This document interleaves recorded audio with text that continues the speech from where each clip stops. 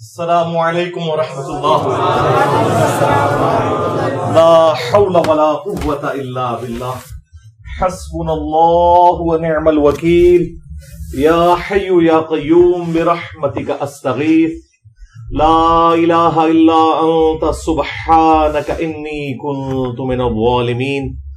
ربنا آتنا من لدنک رحمہ وہیئ لنا من امرنا رشدا. اللهم صل على محمد وعلى آل محمد وأصحاب محمد وأزواج محمد وأمة محمد أجمعين إلى يوم الدين آمين.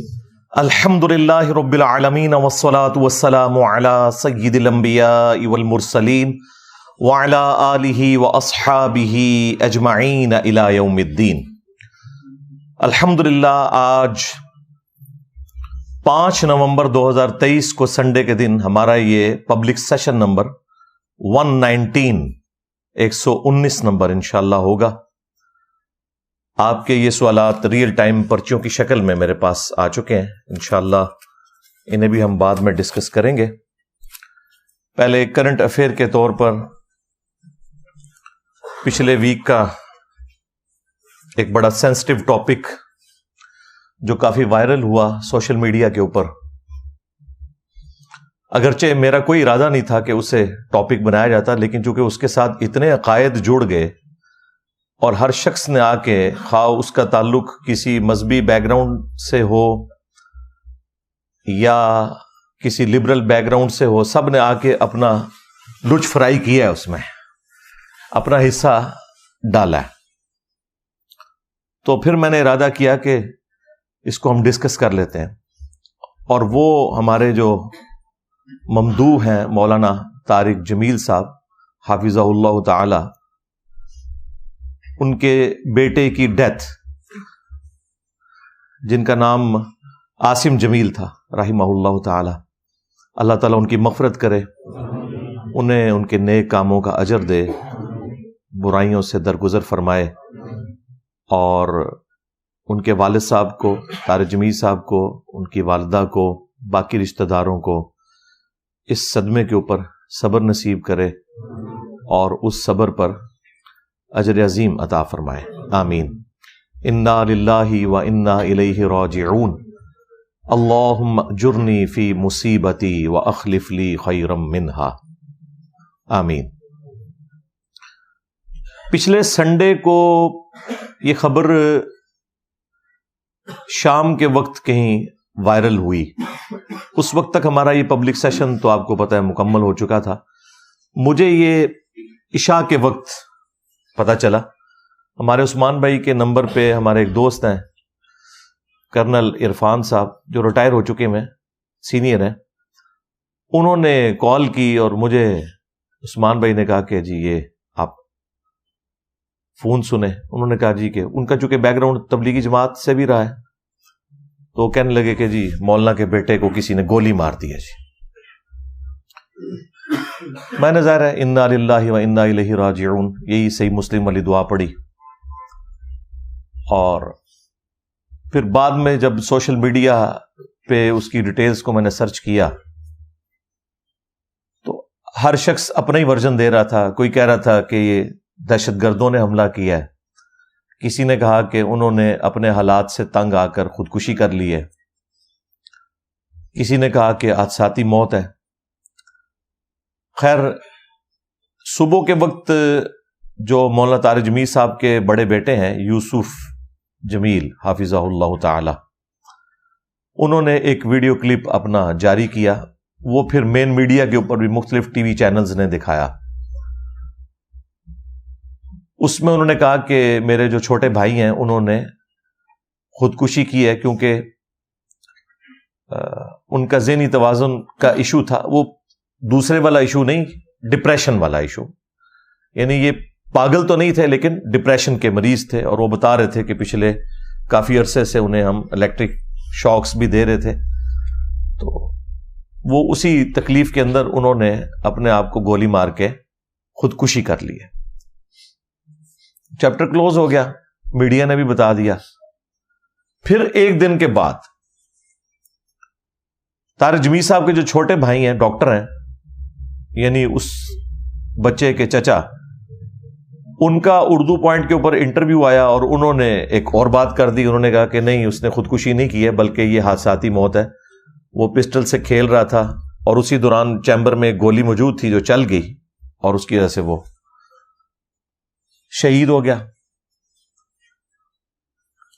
میں بھی ویسے سوچ رہا تھا کہ آج تک خودکشی کے جتنے بھی واقعات رپورٹ ہوئے ہیں اس میں ہمیشہ جو بھی خودکشی کرتا ہے نا پسٹل کے ذریعے، وہ کن پٹی پہ رکھ کے کرتا ہے، کیونکہ اس بندے نے انشور کرنا ہوتا ہے کہ میں اب زندگی سے جان چھڑاؤں. میں نے اس طرح کا کوئی کیس اپنی زندگی میں نہیں دیکھا کہ کوئی شخص جو ہے وہ سینے میں گولی مار کے خودکشی کرے، کیونکہ اس میں چانس ہوتے ہیں کہ بندہ بچ سکتا ہے. تو یہ ایک چیز مجھے یعنی ایک تنگ کر رہی تھی.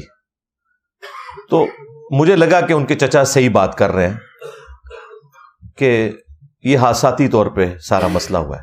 لیکن دوسری طرف اس کے اپنے بڑے بھائی نے سٹیٹمنٹ دی اور ویڈیو میں آ کے کہ جی خودکشی کی ہے. تو اس کی وجہ سے پھر آپ کو پتا ہے سوشل میڈیا کے اوپر ایک طوفان بدتمیزی برپا ہو گیا. ہر شخص نے اپنی سوچ کے مطابق حصہ ڈالا اس میں. میں نے مولانا طارق جمیل صاحب کو کال تو نہیں کی اس وقت، مجھے پتا تھا کہ وہ غم کی کیفیت میں ہے، اور ظاہر ہے کہ جب آپ اس طرح کی سچویشن میں ہوتے ہیں اور رشتہ داروں کو اٹینڈ کر رہے ہوتے ہیں، پھر خود بھی تکلیف میں ہوتے ہیں، تو خام خواہ کسی کو فون پہ تنگ کرنا یہ بالکل ایک غیر اخلاقی حرکت ہے. اپنے طور پہ تو میں نے اپنے بھائیوں کے ساتھ مل کے اس کے لیے دعائیں مغفرت کر دی، بلکہ ان کی ویڈیو کے نیچے بھی جا کے میں نے کامنٹس کیے اسی وقت. وہ کامنٹس آپ کو ٹاپ پہ نظر آ جائیں گے کیونکہ ان کامنٹس کو کافی لوگوں نے لائک کیا ہوا تھا، تو وہ آٹومیٹیکلی ٹاپ پہ نظر آتے ہیں. 2 یا 3 دن کے بعد پھر میں نے مولانا طارق جمیل صاحب کو عشاء کی نماز کے بعد کال کی، لیکن انہوں نے کال نہیں اٹھائی. میری عادت ہے کہ جب میں کسی کو کال کروں تو بس ایک ہی کال کرتا ہوں، اگر وہ اٹھا لے تو ٹھیک، نہیں تو اس کی مرضی. عین ممکن ہے کہ بندہ مصروف ہو، وہ خود پھر کال کر لیتا ہے جو بھی جس کے ساتھ واسطہ پڑتا ہے. خیر تقریباً 1 گھنٹے کے بعد مجھے طارق جمیل صاحب کی کال آئی، تو میں نے ان سے پھر تعزیت کی. انا للہ و انا الیہ راجعون، اللہم اجرنی فی مصیبتی و اخلف لی خیرا منہا. یہ دعا پڑھی اور جو بھی ایک روایتی انداز میں ہوتا ہے سارا معاملہ کیا. اور میں نے مولانا سے 3 سوال کیے. میں نے کہا کہ یہ مختلف ورژن آ رہے ہیں، مجھے آپ 3 باتوں کے جواب دیں. پہلی بات یہ بتائیں کہ یہ آپ کے بیٹے نے خودکشی کی ہے یا حادثاتی موت ہے. تو انہوں نے کہا یہ خودکشی والی بات بالکل جھوٹ ہے اور یہ مجھے تکلیف دے رہے ہیں، یہ حادثاتی موت تھی. اور بعد میں ان کی ویڈیو بھی آ گئی جس میں انہوں نے کہا کہ مجھے تکلیف نہ دیں، وہ جو قرآن خوانی کے موقع کے اوپر ان کی ویڈیو آئی. تو پھر میں نے دوسری بات کی جو جینون تھی. میں نے کہا اگر یہی بات ہے تو آپ کے تو اپنے بیٹے نے ویڈیو جاری کر دی تھی اسی رات، تو وہ اس نے ویڈیو کیوں جاری کی تھی اگر اسے اس بات کا نہیں پتا تھا؟ تو کہنے لگے وہ یوسف تو یہاں پہ ہے بھی نہیں تھا، وہ دوسرے سٹی میں گیا ہوا تھا.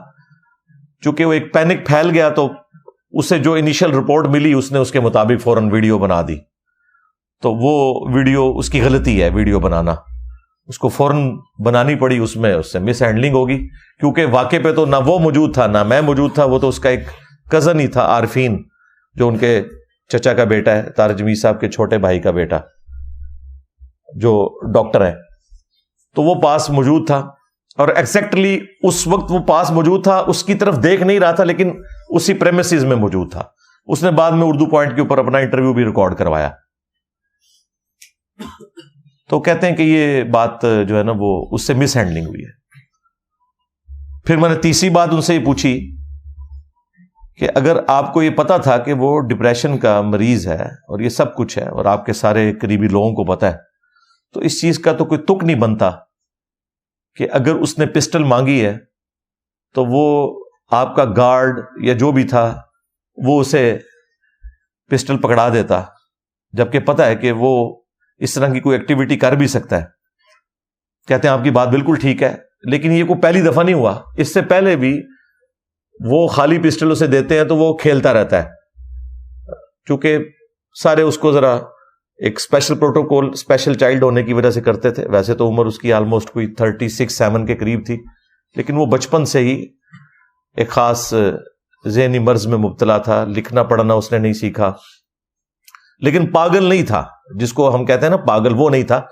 ایک ڈپریشن کا مریض آپ سمجھ لیں کہ یعنی ایک درمیان کی کنڈیشن میں.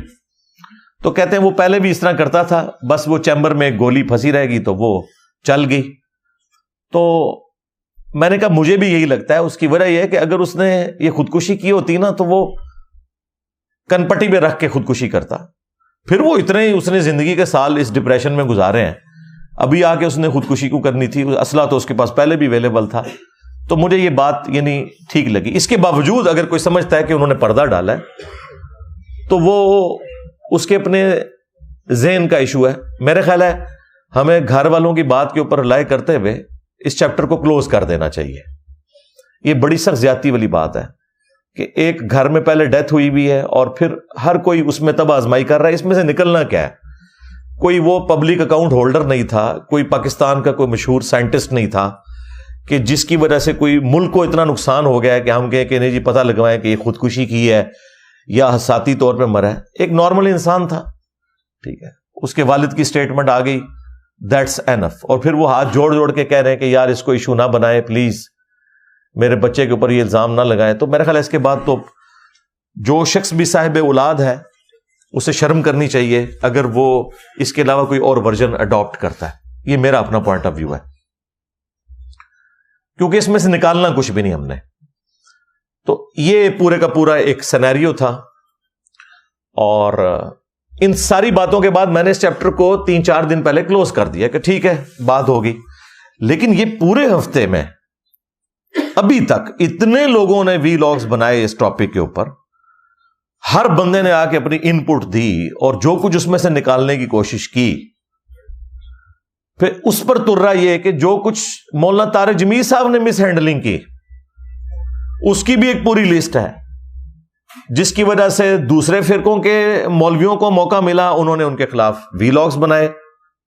ایون خود ان کے اپنے فرقے کے لوگوں نے طارق جمیل صاحب کو ڈس اون کیا. اور وہ جو طارق جمیل صاحب کی مس ہینڈلنگ کی وجہ سے جو کچھ ہوا اس میں وہ جسٹیفائی تھے مخالفین وہ کرنے میں. ایک موقع دیا تو ظاہر ہے مخالفین کدھر چھوڑتے ہیں. یہ تو ویسے ٹی وی پہ بیٹھ کے سارے کہتے ہیں نا جی کہ فرقوں میں بڑی ٹالرنس آ چکی ہے اور ہم سب ایک دوسرے کو مسلمان سمجھتے ہیں. نہیں, موقع کوئی جانے نہیں دیتے یہ لوگ کاٹنے کا. جب موقع ملے گا یہ کاٹیں گے آپ کو, اور انہیں موقع مل گیا. آپ دیکھیں مولویوں کے کلپ کس طرح آ رہے ہیں, انتہائی ڈٹائی کے ساتھ, بے شرمی کے ساتھ اپنے فاسد عقائد اور نظریات کو ثابت کرنے کے لیے طارق جمیل صاحب کی ایکٹیویٹیز کا وہ سہارا لے رہے ہیں. یعنی طارق جمیل صاحب نے جو کچھ کیا, نہ انہوں نے کوئی قرآن و سنت سے ریفرنس پیش کیا اور نہ ان کے مخالفین اپنی جو غلط ایکٹیویٹیز اور عقائد و نظریات ہیں ان کو ثابت کرنے کے لیے قرآن و سنت کا سہارا لے رہے ہیں. وہ کہہ رہے ہیں طارق جمیل صاحب نے کر دیا لہذا ہمارا فرقہ بھی ثابت ہو گیا. یہ وہ کر رہے ہیں. اور پھر وہ الٹا یہ کہہ رہے ہیں کہ اتنے عرصے سے جو تم لوگ ہمیں تانا زنی کرتے تھے تو دیکھ لو تمہارے گھر کے بندے نے بھی بتا دیا کہ یہی چیز اصل ہے. تو یہ سارے کے سارے معاملات کو انشاءاللہ میں 8 علمی پوائنٹس کی شکل میں اس کو ڈسکس کروں گا, بلکہ اس کی انجینئرنگ کروں گا. میں تو آپ کو پتا ہے انجینئر ہوں, تو میں ایک ترتیب سے ان چیزوں کو ڈسکس کروں گا. ہمیں ایک موقع ملا ہے کہ ہم لوگوں کے سامنے حق بات رکھیں اس چیز کو سینٹرڈ کرتے ہوئے.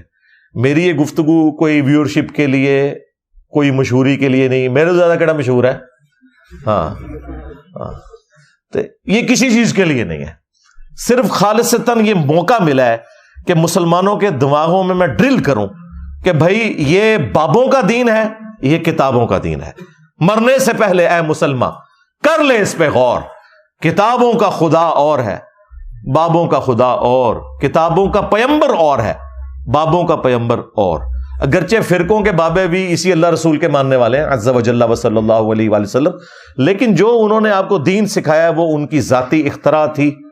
کتاب و سنت سے ان کا کوئی لینا دینا نہیں ہے. تو یہ ایک موقع ہے کہ آپ تک بات پہنچائی جائے. تفصیل میں جانے سے پہلے ایک دفعہ دروشی پڑھ لیں. اللہم صلی علی محمد وعلی آل محمد واصحاب محمد وازواج محمد وامت محمد اجمعین الی یوم الدین آمین۔ علمی پوائنٹ نمبر 1، جو لوگ اس بات کے اوپر اصرار کر رہے ہیں کہ ان کے بیٹے نے خودکشی کی، اسی کی پلی لیتے ہوئے پھر وہ طارق جمیل صاحب کے اوپر اٹیک کر رہے ہیں کہ دیکھیں جی یہ بیٹے کی انہوں نے تربیت کی تھی، پوری دنیا میں تبلیغ کرتے ہیں اور اپنے گھر کی حالت یہ ہے۔ یہ بات جو ہے وہ مذہبی طبقے کی طرف سے بھی اٹھائی گئی، لبرلز کی طرف سے بھی اٹھائی گئی، چونکہ انہوں نے کنکلوڈ کر لیا کہ بچے نے خودکشی کی ہے۔ میں کہتا ہوں جی یہ مقدمہ درست بھی ہو کہ اس نے خودکشی کی ہے، تب بھی کسی شخص کو اس کی اولاد کی وجہ سے یا اس کے قریبی رشتہ داروں کی وجہ سے تختہ مشق نہیں بنایا جا سکتا۔ قرآن میں واضح یہ فتویٰ ہے، وَلَا تَزِرُ وَازِرَةٌ وِزْرَ أُخْرَى، کوئی بھی بوجھ اٹھانے والی جان کسی دوسرے کے اعمال کا بوجھ قیامت کے دن نہیں اٹھائے گی۔ یہ قرآن کا واضح فتویٰ ہے۔ اگر اس قانون کو مان لیا جائے کہ کسی شخص کے برے اعمال کا ذمہ دار اس کا والد ہے، تو اللہ تعالیٰ نے سورہ ہود کے اندر سیدنا نوح علی نبینا وعلیہ الصلاۃ والسلام کے بیٹے کا ذکر کیا کہ وہ تو حالت کفر میں مرا۔ الٹا جب نوح علیہ السلام نے اس کی سفارش کی تو اللہ تعالیٰ نے بڑے سخت الفاظ استعمال کیے کہ مجھ سے اس چیز کے بارے میں سوال نہ کر جس کے بارے میں تیرے پاس علم نہیں ہے، اور تو جاہلوں میں تو شامل نہ ہو، تجھے تو پتہ ہے کہ وہ تیری اولاد ضرور تھا، بیگوٹن سن تھا، لیکن اس کے اعمال وہ نہیں تھے، کفر کی حالت میں مرا۔ تو نوح علیہ السلام کو کوئی بلیم نہیں کر سکتا کہ ان کا بیٹا کفر کی حالت میں مرا تو اب وہ مجرم ہے۔ اسی طریقے سے سورہ التحریم میں آیا کہ سیدنا نوح علیہ السلام اور سیدنا لوط علیہ السلام، ان دونوں کی بیویاں وہ کافرہ مری، اور اللہ تعالیٰ فرماتا ہے کہ وہ ہمارے نیک بندے بھی اللہ کے مقابلے پہ ان کے کچھ کام نہیں آئیں گے کیونکہ وہ کفر کی حالت میں مری ہیں۔ تو کیا اب حضرت نوح یا حضرت لوط علیہ السلام کو بلیم دیا جا سکتا ہے کہ آپ کے عقد میں رہنے والی عورت کفر کی حالت میں کیوں مر گئی ہے؟ تو یہ بالکل نان سینس اپروچ ہے کہ کسی شخص کی برائی کا وبال اس کے والد کے اوپر ڈال دیا جائے۔ ہاں اللہ نے یہ جج کرنا ہے کہ تربیت کیا کی تھی، وہ اللہ کو پتا ہے، لیکن ونس کوئی کام کر لیتا ہے نا تو اس کو آپ کسی کی تربیت کے ساتھ جوڑنے کا کوئی رائٹ نہیں رکھتے، یہ اللہ کا اور بندے کا معاملہ ہے۔ تو یہ بالکل غلط اپروچ ہے جو لوگوں نے اڈاپٹ کی۔ اس طریقے سے اگر آپ کورولریز بنانا شروع کریں تو اس کا کوئی اینڈ نہیں ہوگا۔ لہذا علمی پوائنٹ نمبر 1 میں ہم اس چیز کو سختی سے کنڈیم کرتے ہیں کہ کسی بھی شخص کی برائی کا وبال اس کے والد کے اوپر یا والدہ کے اوپر ڈال دیا جائے۔ ہر شخص اپنے اعمال کا جواب دے قیامت والے دن خود ہے۔ اسی طریقے سے آپ دیکھیں قاتلین حسین کا جو سرغنہ تھا وہ سعد ابن ابی وقاص رضی اللہ تعالیٰ عنہ، فاتح قادسیہ جنہوں نے پرشین امپائر کو گرایا سیدنا عمر کے دور میں رضی اللہ تعالیٰ عنہ، ان کا بیٹا تھا عمر ابن سعد۔ اب کوئی کہہ سکتا ہے کہ بھئی عمر ابن سعد کی یہ تربیت کی ہوئی تھی سعد ابن ابی وقاص نے؟ نہیں، وہ اپنے اعمال کا خود جواب دے۔ اور یہاں تو یہ مسلمان بھی تھا، چلیں پیغمبروں کے کیس میں تو میں نے آپ کو ایکسٹریم کفر والی مثال دی، یہ تو مسلمان تھا، لیکن وہ اپنے اعمال کا جواب دے خود ہے۔ اور اس کے کرتوت اس طرح کے سعد ابن ابی وقاص کو اپنی زندگی میں نظر آ گئے تھے، لیکن وہ کیا کر سکتے تھے؟ دعوت ہی دے سکتے تھے، نگاہ مار کے اس کا دل تو نہیں بدل سکتے تھے۔ ہاں، یہ بابا ہی کر سکتے ہیں۔ ہاں دیکھیں، ہر چیز سے یہی رزلٹ نکلتا ہے کہ انہوں نے آپ کو جھوٹا دین بتایا کہ جی وہ بزرگ جو ہیں وہ نگاہ مار کے دل بدل دیتے ہیں۔ بھئی پیغمبر تو اپنی اولاد کا دل نہیں بدل سکے، سعد ابن ابی وقاص تو اپنے بیٹے کا دل نہیں بدل سکے، تو بابت شاہی کوئی نہیں۔ ہاں، ہر چیز سے یہی رزلٹ نکلتا ہے کہ بابت شاہی کوئی نہیں. حتیٰ کہ صحیح مسلم میں آتا ہے کہ سعد ابن ابی وقاص کا بیٹا عامر بن سعد کہتا ہے کہ وہ اپنے کھیتوں میں تھے، اتنے میں ان کا یہ دوسرا بیٹا عمر ابن سعد اونٹ پہ یا گھوڑے پر سوار ہو کے سامنے سے آیا. تو سعد ابن ابی وقاص نے اس کو دیکھتے ہی کہا کہ اے اللہ، اس سوار کے شر سے میں تیری پناہ میں آتا ہوں. اپنے بیٹے کے بارے میں کہہ رہے ہیں. ابھی کربلا ہوئی نہیں، یہ بہت پہلے کی بات ہے، کیونکہ سعد ابن ابی وقاص تو 56 ہجری میں فوت ہو گئے، کربلا ہوئی ہے 61 ہجری میں. تو اگر ان کی زندگی کا آخری واقعہ بھی ہو یہ، تب بھی ایٹ لیسٹ یہ 5 سال پہلے بات ہے واقعہ کربلا سے. اور وہ جیسے ہی سواری سے اترا وہ کہتا ہے ابا جان دیکھیں لوگ تو خلافت کے معاملے میں تگودو کر رہے ہیں اور آپ ادھر اپنے کھیتوں میں مصروف ہیں، آئیں آپ بھی کوئی حکومت کا عہدہ حاصل کرنے کی کوشش کریں. تو حضرت سعد ابن وقاص کو غصہ آتا ہے، وہ اس کے سینے کے اوپر گھونسا مارتے ہیں اور وہ کہتے ہیں کہ اللہ تعالیٰ کو وہ شخص پسند ہے جو متقی ہو، دنیا سے زہد رکھنے والا ہو اور گوشہ نشینی کی زندگی گزار دے.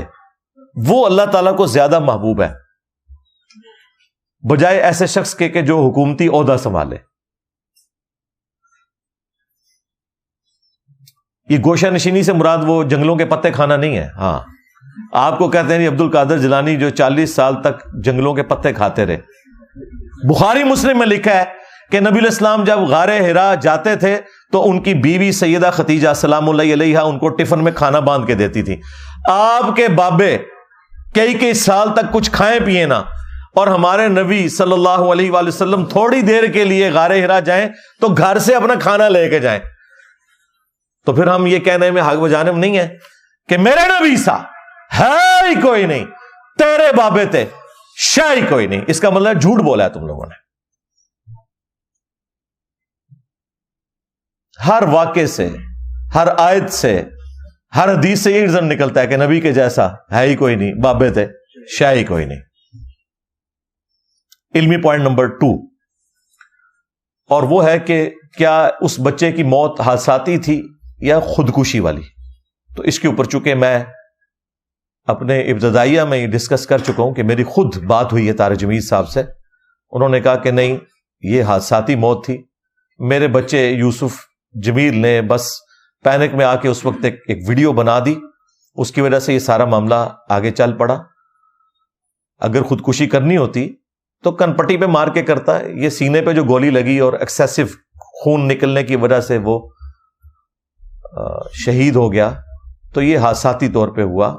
ڈپریشن کا مریض بھی تھا اور وہ اکثر پسٹل سے کھیلتا تھا، وہ اسی وجہ سے گارڈ نے اس کو دے دی، لیکن گارڈ کو پتا نہیں تھا کہ ایک گولی اس میں چیمبر میں پھنسی ہوئی ہے اور وہ چل گئی. لہٰذا اس چیپٹر کو اب کلوز کر دیں. جبکہ طارق جمیل صاحب نے ہاتھ جوڑ کے یہ کہا ہے کہ خدا کے لیے میرے بچے کو بار بار یہ نہ کہیں کہ اس نے خودکشی کی ہے، مجھے آپ تکلیف دے رہے ہیں، تو میرا خیال ہے اس چیپٹر کو کلوز کر دینا چاہیے. علمی پوائنٹ نمبر 3 اسی سے جڑا ہوا کہ طارق جمیل صاحب نے بتایا کہ وہ ڈپریشن کا مریض تھا اور بچپن سے اس کی حالت تھی، لکھنا پڑھنا اس نے نہیں سیکھا ہوا تھا، وہ حروف کی پہچان ہی نہیں کر سکتا تھا. یہ ایک باقاعدہ دماغی مرض ہے. یہ اس طرح کا ذہنی توازن بگڑنا نہیں ہے جس میں انسان کو کسی چیز کی بھی ہوش نہیں رہتی. اس نے کئی پارے قرآن کے زبانی یاد کیے ہوئے تھے سن کے، کرائمنگ پاور تھی. تو اس طرح کے جو کوئی ذہنی مریض ہوں ان کے بارے میں شرعی حکم یہ ہے. صحیح بخاری میں تعلیقاً امام بخاری ایک چیپٹر کی ہیڈنگ میں یہ حدیث لے کے آئے ہیں، سیدنا علی ابن ابی طالب کا قول، اور اس کی پوری سند بھی خود مولا علی علیہ السلام سے روایت ہوئی ہے. رسول اللہ صلی اللہ علیہ وآلہ وسلم کا فرمان سنن ابن ماجہ میں کہ 3 لوگوں سے اللہ تعالیٰ نے قلم اٹھا لیا، ان کے اوپر کوئی گرفت نہیں ہے. پہلا شخص جو مجنون ہو، پاگل ہو، ذہنی توازن اس کا بگڑ گیا ہو. دوسرا وہ شخص جو سویا ہوا ہے، اس کو تو ہوش نہیں ہے. اور تیسرا جو چھوٹا بچہ ہے، نابالغ بچہ ہے، جسے ابھی حق اور باطل میں اس طرح کی تمیز نہیں ہے، تو اس کے اوپر اللہ تعالیٰ گرفت نہیں فرمائے گا۔ پوری سند تو میں نے بتایا ابن ماجہ میں، امام بخاری اسے چیپٹر کی ہیڈنگ میں لے کے آئے ہیں، اور ایک واقعے کی طرف امام بخاری نے اشارہ کیا، جب حضرت عمر نے اپنے دور میں ایک مجنون پاگل شخص کے اوپر کسی گناہ کے سبب حد جاری کی، تو حضرت علی نے انہیں روک دیا اور کہا کہ امیر المومنین، اس شخص پہ حد جاری نہیں ہوگی، کیونکہ 3 لوگوں سے اللہ نے شریعت کا قلم اٹھا لیا ہے، مجنون سے، سوئے ہوئے شخص سے، اور نابالغ سے۔ تو حضرت عمر نے پھر وہ ڈیسیژن ریورس کر دیا۔ لہذا جو لوگ بھی ذہنی توازن کے اعتبار سے ڈسٹرب لوگ ہیں، ان کے اوپر شریعت کے کوئی بھی احکامات اس حوالے سے نہیں لگتے، اور یہی وہ چیز ہے جو یہ اپنے بزرگ بابوں کے لیے بھی پلی لیتے ہیں، اور وہ کہتے ہیں کہ ہمارے بزرگ بابے جو تھے نا، وہ اللہ کی محبت میں ایسے غرق ہو جاتے تھے گویا کہ وہ مجنون ہیں، قلندر ہیں، پاگل ہیں، اس لیے ان سے شریعت کا قلم اٹھ جاتا ہے۔ تو ہم نے کہا تھا ٹھیک ہے، ہم آپ کے ساتھ ایگری کرتے ہیں، تو پھر انہیں بزرگ نہ ڈکلیئر کریں، پاگل کہا کریں، ہم آپ کے ساتھ ہیں۔ نہیں، پاگل اس لیے نہیں کہتے کہ اللہ کی محبت میں وہ پاگل ہیں۔ اگر اللہ کی محبت میں پاگل ہو کے وہ ان الحق کہہ رہے ہیں یا سبحانی ما اعظم شأنی کہہ رہے ہیں، اس کی تو آپ پھر بھی تعویل کر لیں گے کہ وہ اللہ کے ساتھ ایک لو لگائے ہوئے ہیں۔ لیکن جن لوگوں نے اس پاگل پن میں چشتی رسول اللہ کلمہ پڑھایا ہے اور اسے انڈورس کیا ہے، اور تھانوی رسول اللہ کلمے کو انڈورس کیا ہے، اور پتہ نہیں کون کون سے ان کے کلمے ہیں، ویسے ہمارے نزدیک تو بھائی 4 کلمے ثابت ہیں، پہلے 4 کلمے، 5واں چھٹا تو علماء نے لکھا ہوا ہے، جو آپ کو 6 کلمے کہتے ہیں نا، وہ کسی حدیث میں نہیں آیا، پہلے 4 کلمے، اس پہ میری تفصیلی ویڈیو ریکارڈ ہے۔ تو یہ جو 6 کلمے ہیں، ان میں سے 4 ثابت ہیں، 2 انہوں نے خود لکھ لیے۔ اب تو یہ 6 کی گنتی بھی آگے جا چکی ہے۔ ہاں، چشتی رسول اللہ 7واں کلمہ، ہاں، تھانوی رسول اللہ 8واں کلمہ، ہاں جی، شبلی رسول اللہ 9واں کلمہ، ہاں، معاویہ رسول اللہ 10واں کلمہ، ہاں، یہ لکھے جے سارے کتابیں، ہاں، ہوں تو خیر بڑھائی جا رہے ہیں۔ تو جن کے ہم 6 کلموں پہ بات کرتے تھے نا، اب تو ہم کہتے تھے بھائی 4 ثابت ہیں، 2 کوئی نہیں ثابت۔ آپ بتایا کریں یہ جو آپ کے 10 کلمے ہیں نا، جو ریٹن میں ہے، وہ جو صادق رسول اللہ وہ تو واقعہ سنایا نا اس نے، وہ ہم کہیں ریٹن میں تو نہیں دکھا سکتے نا، اس لیے 10 ہی رہنے دو فی الحال۔ 10 کلمے نے نا تھوڑے، وہ 4 ہی ثابت نے، ہاں، پہلے 4، باقی 6 کلمے جڑے نے تسی خود ہی بنائے نے، ان میں سے 2 تو چلے آپ کہہ لیں کہ ایک دعائیہ انداز میں یا جس انداز میں بھی ہیں، آخری 4 کلمے تو ویسے ہی فراڈ جے، چشتی رسول اللہ، تھانوی رسول اللہ، شبلی رسول اللہ تے معاویہ رسول اللہ، یہ تو کوئی ثابت نہیں جائے۔ تو جن کا ذہنی توازن بگڑ گیا، وہ رسول اللہ کے اوپر بھونک رہے ہیں، اور پھر آپ یہ کہہ رہے ہیں کہ وہ اللہ کی محبت میں، تو پھر ہم آپ کو وہی بات یاد دلائیں گے جو آپ ہمیں بچپن سے سکھاتے تھے، کیونکہ ہم بھی اتنا عرصہ بریلوی رہے نا، وہ بھی کیا دن تھے، ہم بھی ایک جن تھے، آج ہم دیو ہیں، جنوں کے بھی پیو ہیں، ہاں، بلکہ دیو کے بھی پیو ہیں، دیوبند والا دیو، اور اے پیو بگوٹن والا نہ سمجھیو، یعنی روحانی طور پہ استاد کی شکل میں۔ تو یہ کہتے تھے با خدا دیوانہ باش، با محمد ہوشیار، دیوانگی صرف اللہ کے لیے چلے گی، اگر محمد صلی اللہ علیہ وآلہ وسلم کے بارے میں کوئی بات کی کسی دیوانے نے، کسی مجذوب نے، کسی کلندر نے، کسی مجنون نے، ہم اسے کافر ڈکلیئر کریں گے۔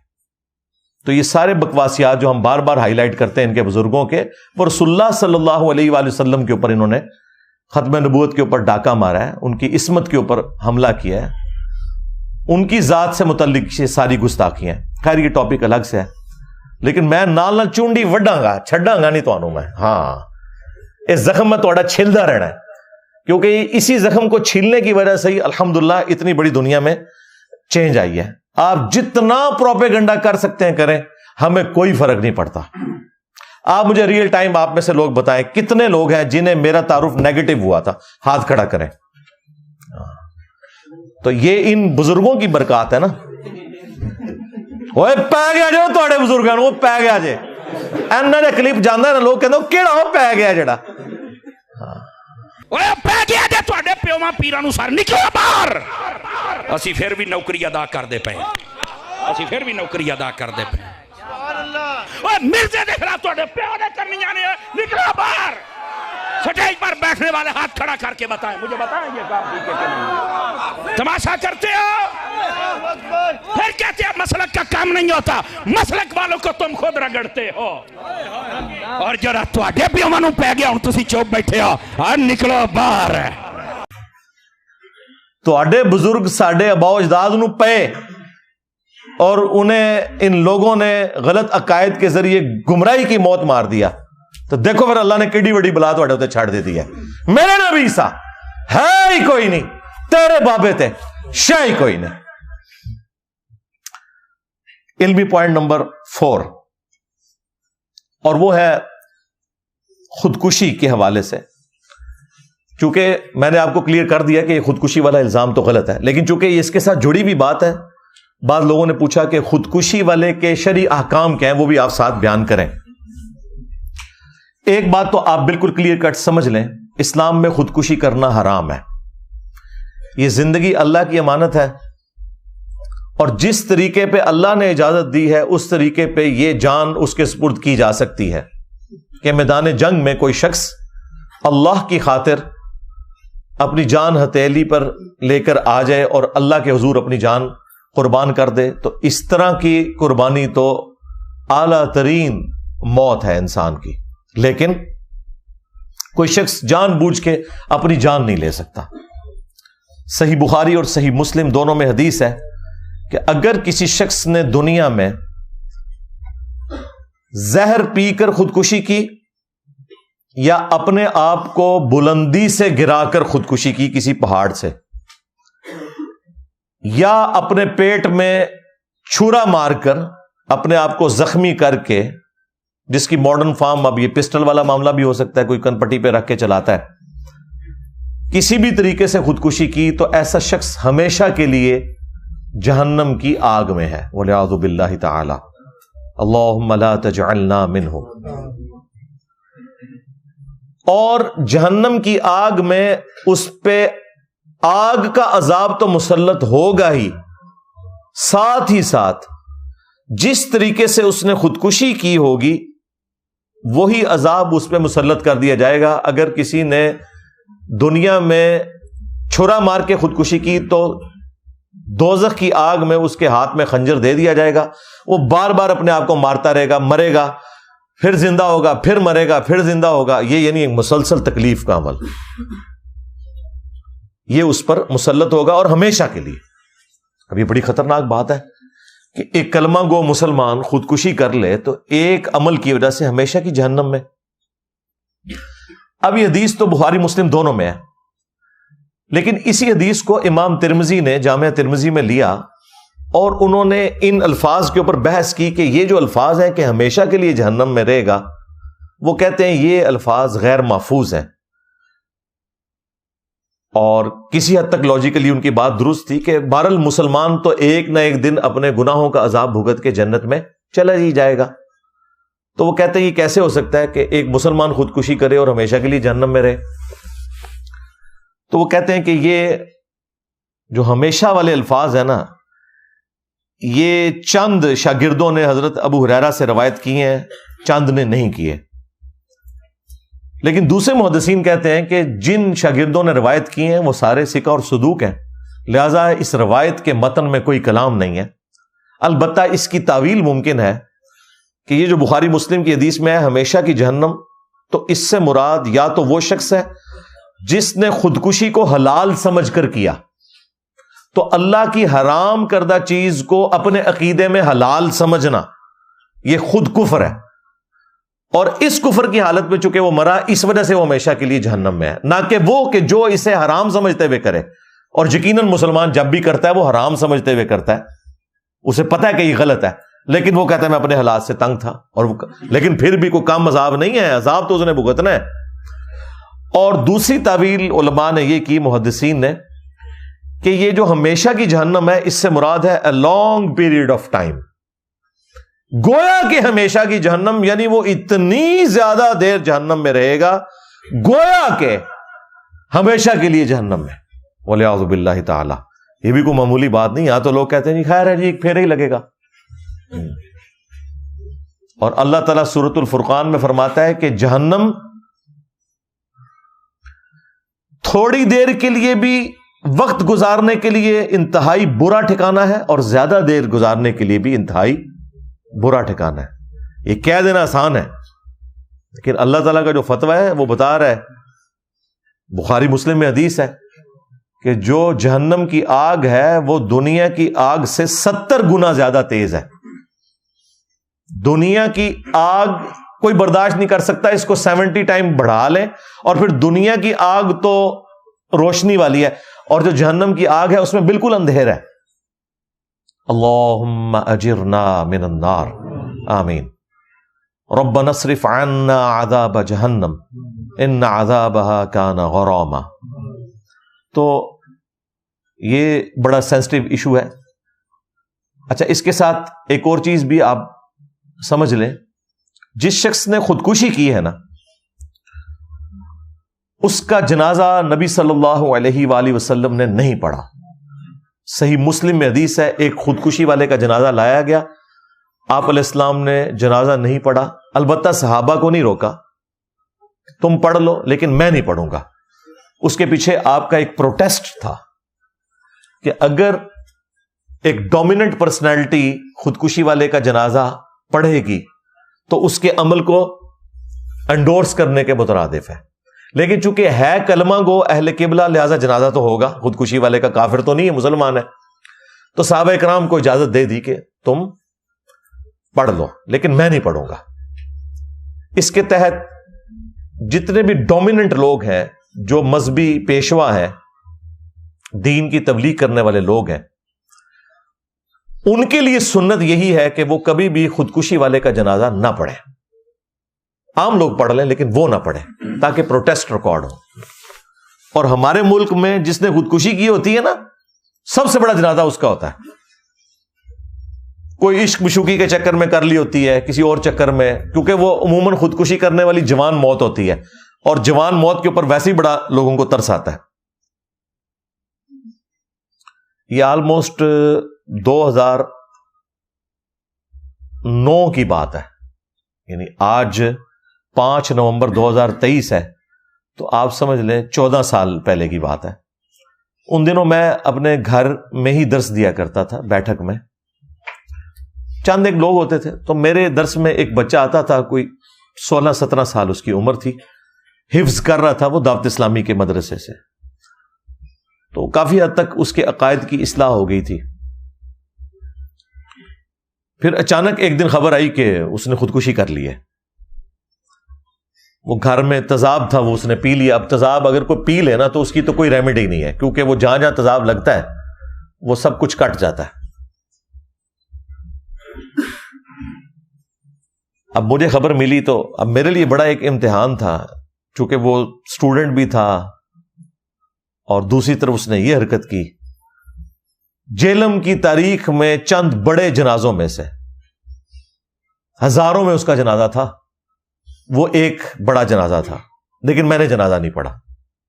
اب بعد میں نے اس کے لیے دعائے مغفرت کر دی، لیکن میں نے کہا کہ میں نے نبی صلی اللہ علیہ وآلہ وسلم کی سنت پہ عمل کرنا ہے، کہ میں چونکہ دعوت و تبلیغ کا کام کر رہا ہوں تو مجھے یہ زیب نہیں دیتا کہ میں اس جنازے میں شامل ہوں۔ ہاں، اس کے لیے دعائے مغفرت کریں گے، بھائی ہے، اللہ تعالیٰ اس کی مغفرت کرے، اس کی غلطیوں سے درگزر فرمائے۔ جذبات میں آ کے اس نے یہ کیا، چھوٹا بچہ تھا، کوئی گھر میں اس طریقے سے کوئی جھگڑے والا معاملہ ہوا اور وہ کر گزرا۔ تو خودکشی والے کا جنازہ جو ڈومیننٹ لوگ ہیں، مذہب کی لیگیسی کو لے کے چل رہے ہیں، وہ کبھی بھی نہ پڑھیں۔ نبی علیہ السلام نے تو ہمیں یہ تعلیم دی ہے۔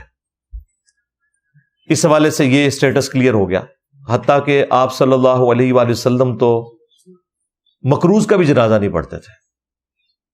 صحیح مسلم میں حدیث ہے نا کہ شہید کا ہر گناہ معاف ہے، قرض شہید کا بھی معاف نہیں ہوتا۔ حالانکہ شہادت سے بڑا کیا رتبہ ہے، لیکن چونکہ قرض والا معاملہ حقوق العباد کا ہے، وہ معاف نہیں ہوتا۔ بخاری اور مسلم دونوں میں حدیث ہے، نبی صلی اللہ علیہ وآلہ وسلم کے پاس جب بھی مقروض کا جنازہ لایا جاتا، آپ پوچھتے اس پہ کوئی قرضہ تو نہیں ہے؟ اگر بتایا جاتا ہے قرضہ ہے تو آپ فرماتے کہ تم پڑھ لو، میں نہیں پڑھوں گا، پروٹیسٹ کے طور پر، یا تم میں سے کوئی اس کا قرض اتارنے کی ذمہ داری لے۔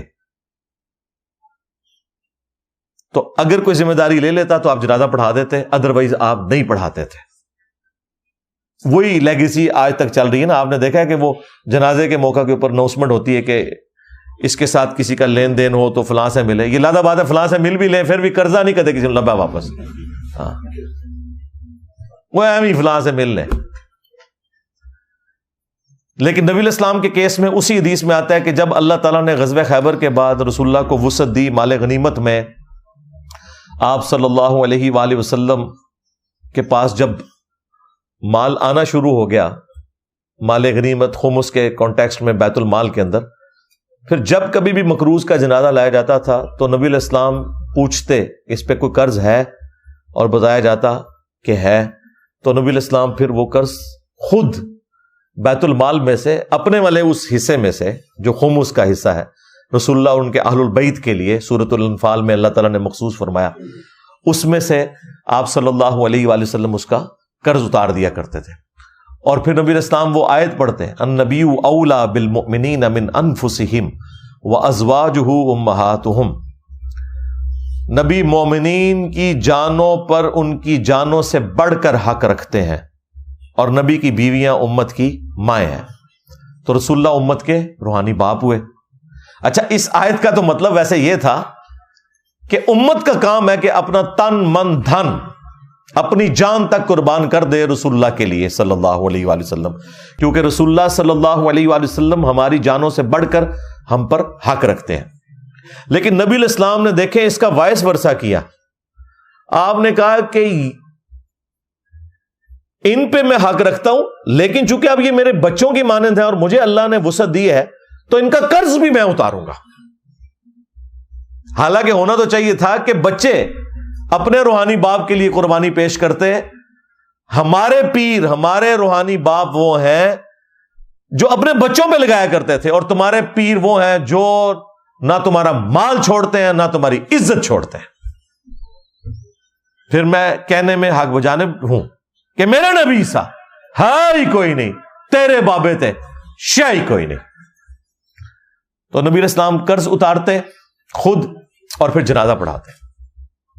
یہ میں نے ضمناً آپ کو بتا دیا خودکشی والے کے یعنی جنازے کے اعتبار سے۔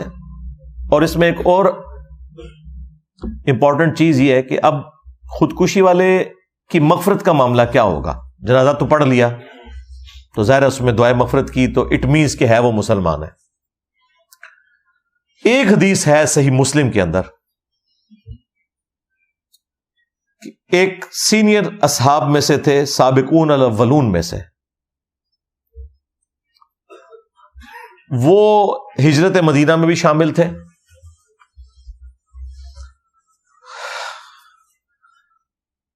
انہیں کوئی تکلیف تھی، اس تکلیف سے تنگ آ کر انہوں نے اپنے ہاتھ کی رگ کاٹ کے خودکشی کر لی۔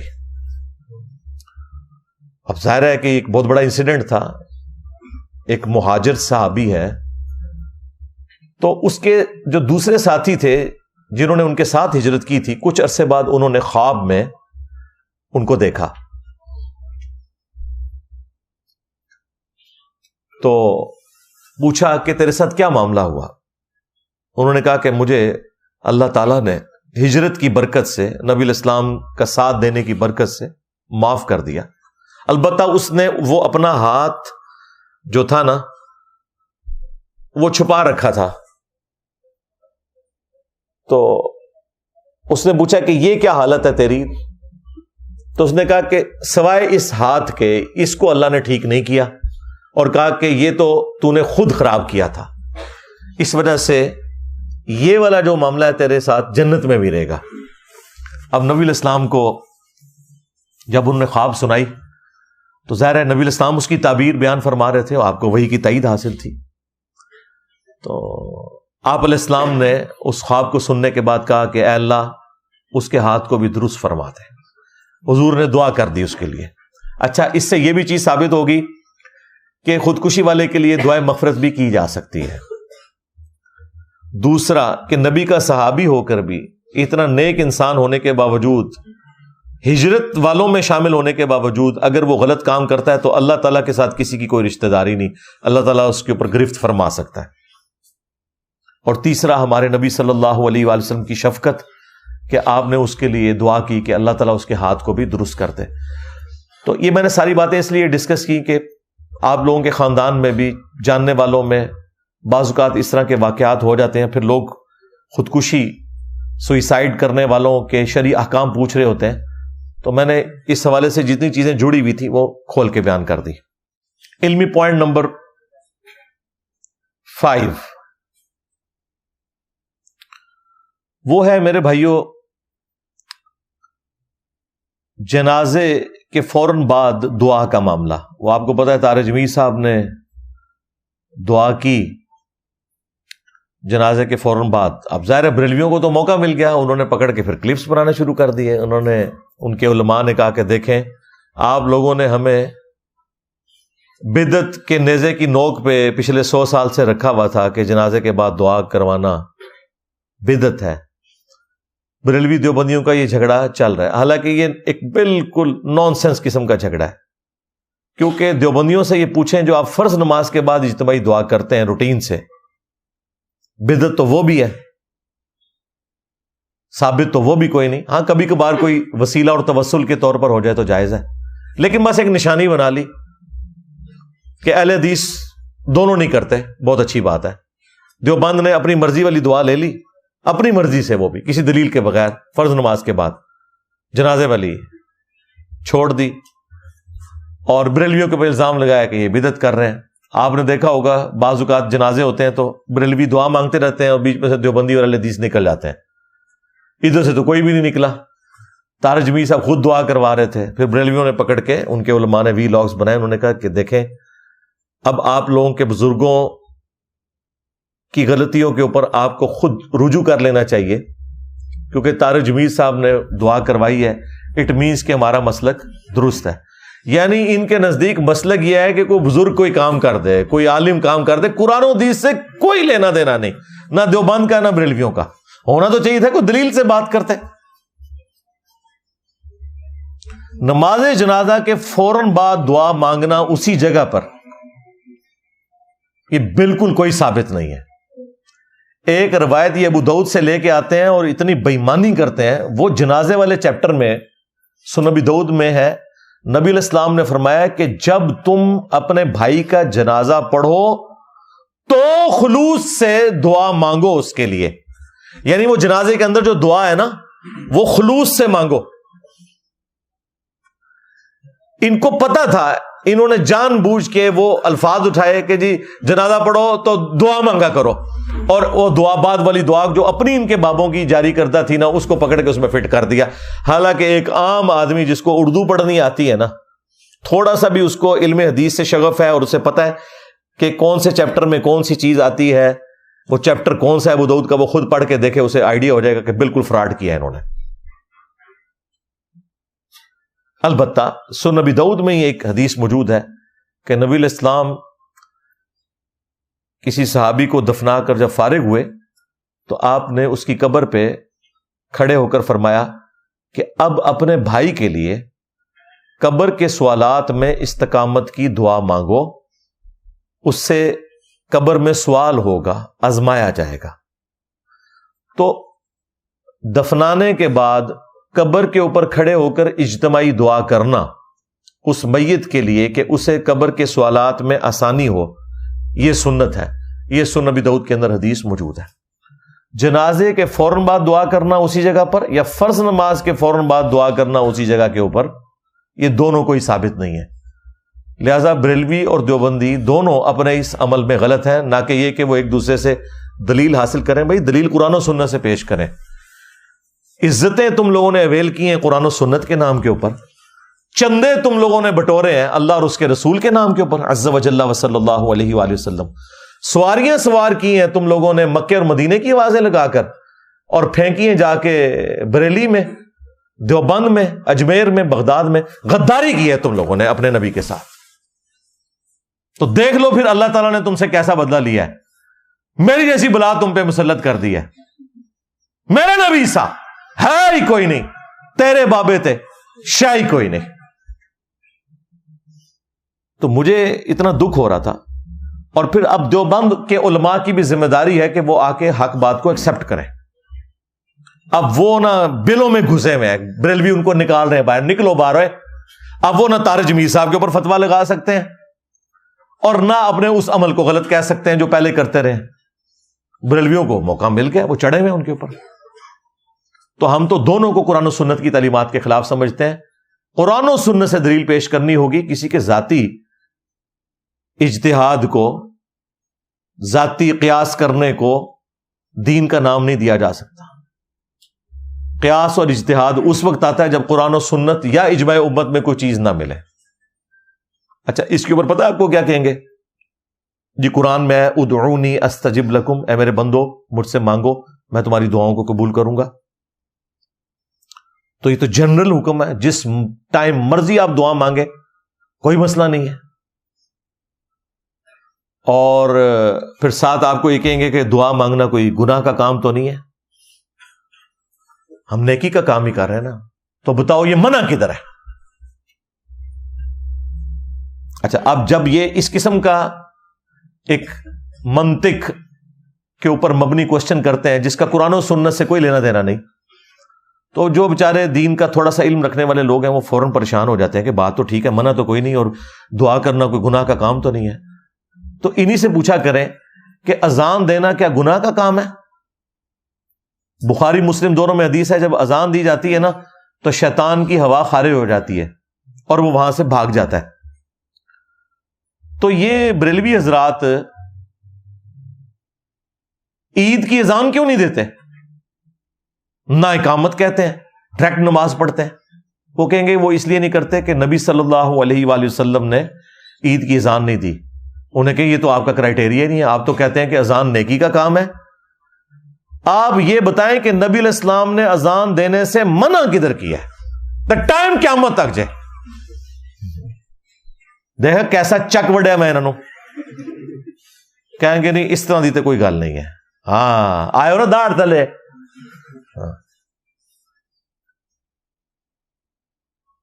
مان جائیں گے پھر خود کہ یہ ڈیفینیشن ہماری غلط تھی.